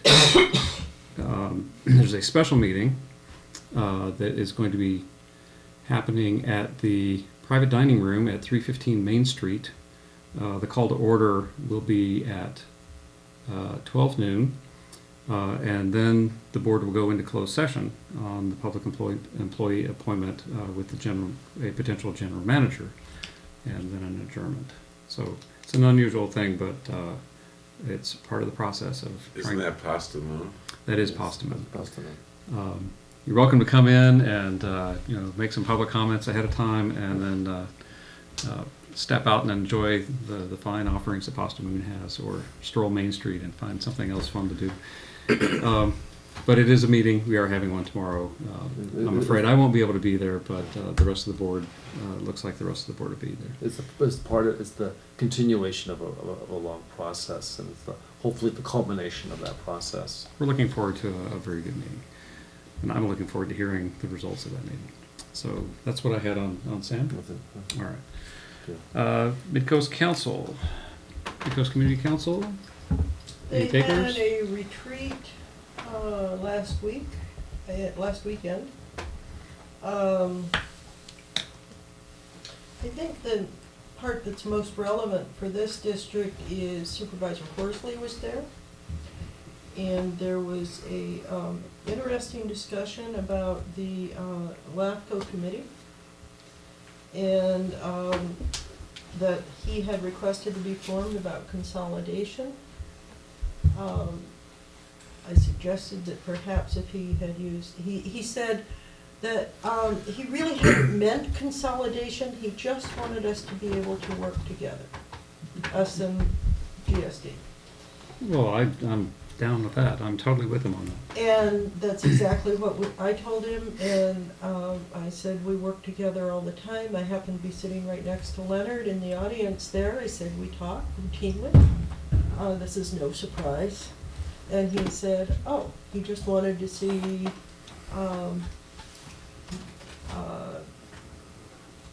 cooperation, and he would like to see, he said he was under the impression that Montara wants to do parks and recreation. And I said, our district board hasn't taken a stand on that. We don't necessarily want to do parks. I said, but we do have a tennis court that all we have to do is dig out from under the weeds. And we have a trail that was, that's on our land, and we have a trail that was required of us to be kept open by the Coastal Commission. And so we left with the suggestion that he might want to write a letter, an opinion piece to the review, clarifying his position on that. Other than that, the Mid-Coast Community Council talked about process and procedure and public outreach, and I see one more. Yeah, I think the other big issues is Supervisor Horsley laid out his objectives for the coming year that would affect the Mid-Coast. And the number one issue there is the Princeton Plan, or Plan Princeton, as they call it. That's coming up. And another one is they've got funding to do part of the parallel trail, basically from Coronado down to the city line of Half Moon Bay. There is some stuff in the process for the Highway 1 mobility study, looking at the left-hand lanes through Montara and Moss Beach, you know, where they'll have left-hand turn lanes and maybe even crosswalks with a median in them, things like that. They're looking at is trying to get some of that straightened out. At least get the money to go and get an engineering plan done. So The other part that directly affects this district is the county is going to be doing their highway capacity traffic. the parking plan too. The GGNRA parking plan for basically the Mid-Coast. Everything from Montara, where the Montara State Beach is, down through Surface Beach. And GGNRA took the lead on that, so there should be something coming back. And then the actual real meeting, not the retreat meeting, which was the Wednesday before that, it was all on parks, where they introduced the new manager for county parks, whose name is escaping me right now because I'm tired. But anyway, you can find that. You can find all that on midcoastcommunitycouncil.org, and they have plans to do a whole bunch of stuff. And there was a walkthrough at Moss Beach Park where they want to do some major tree thinning that has a whole bunch of people upset. Not Moss Beach Park. I'm sorry, yeah, Silco, Marine Reserve. Fitzgerald. Fitzgerald Marine Reserve, yeah. And I'm tired, so you know. That's about it. Thank you, Bill. There's not much in the way of trees on Moss Beach. but Let's see, CCWD committee? Yes, we have a meeting planned for the 18th at 6 o'clock here. And thank you very much for setting that up. All right, attorney's report. Just a brief comment, an interesting development in the law. You may know there's no regulation of groundwater in California. Surface water is regulated by the State Water Board, particularly because of the drought, and particularly in Southern California. There's been at least one action brought to compel a county to manage the groundwater within its jurisdiction. There's more talk now about the potential for legislation that would provide for groundwater regulation. Other than that, right now what we have is groundwater management plans which can be enacted locally, or adjudicated use of groundwater, which is usually a 10-year process if you're going to try to go through the courts. So that was just kind of interesting to see how this may develop, particularly because of the drought conditions. That will be fascinating to follow. Yeah. More interesting to see how you can enforce it.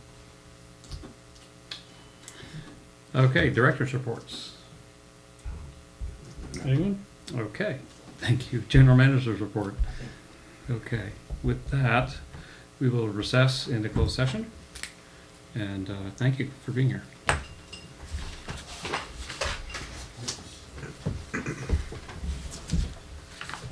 You're going to extend the meeting. Can I have, coming out of recess, can I have a motion to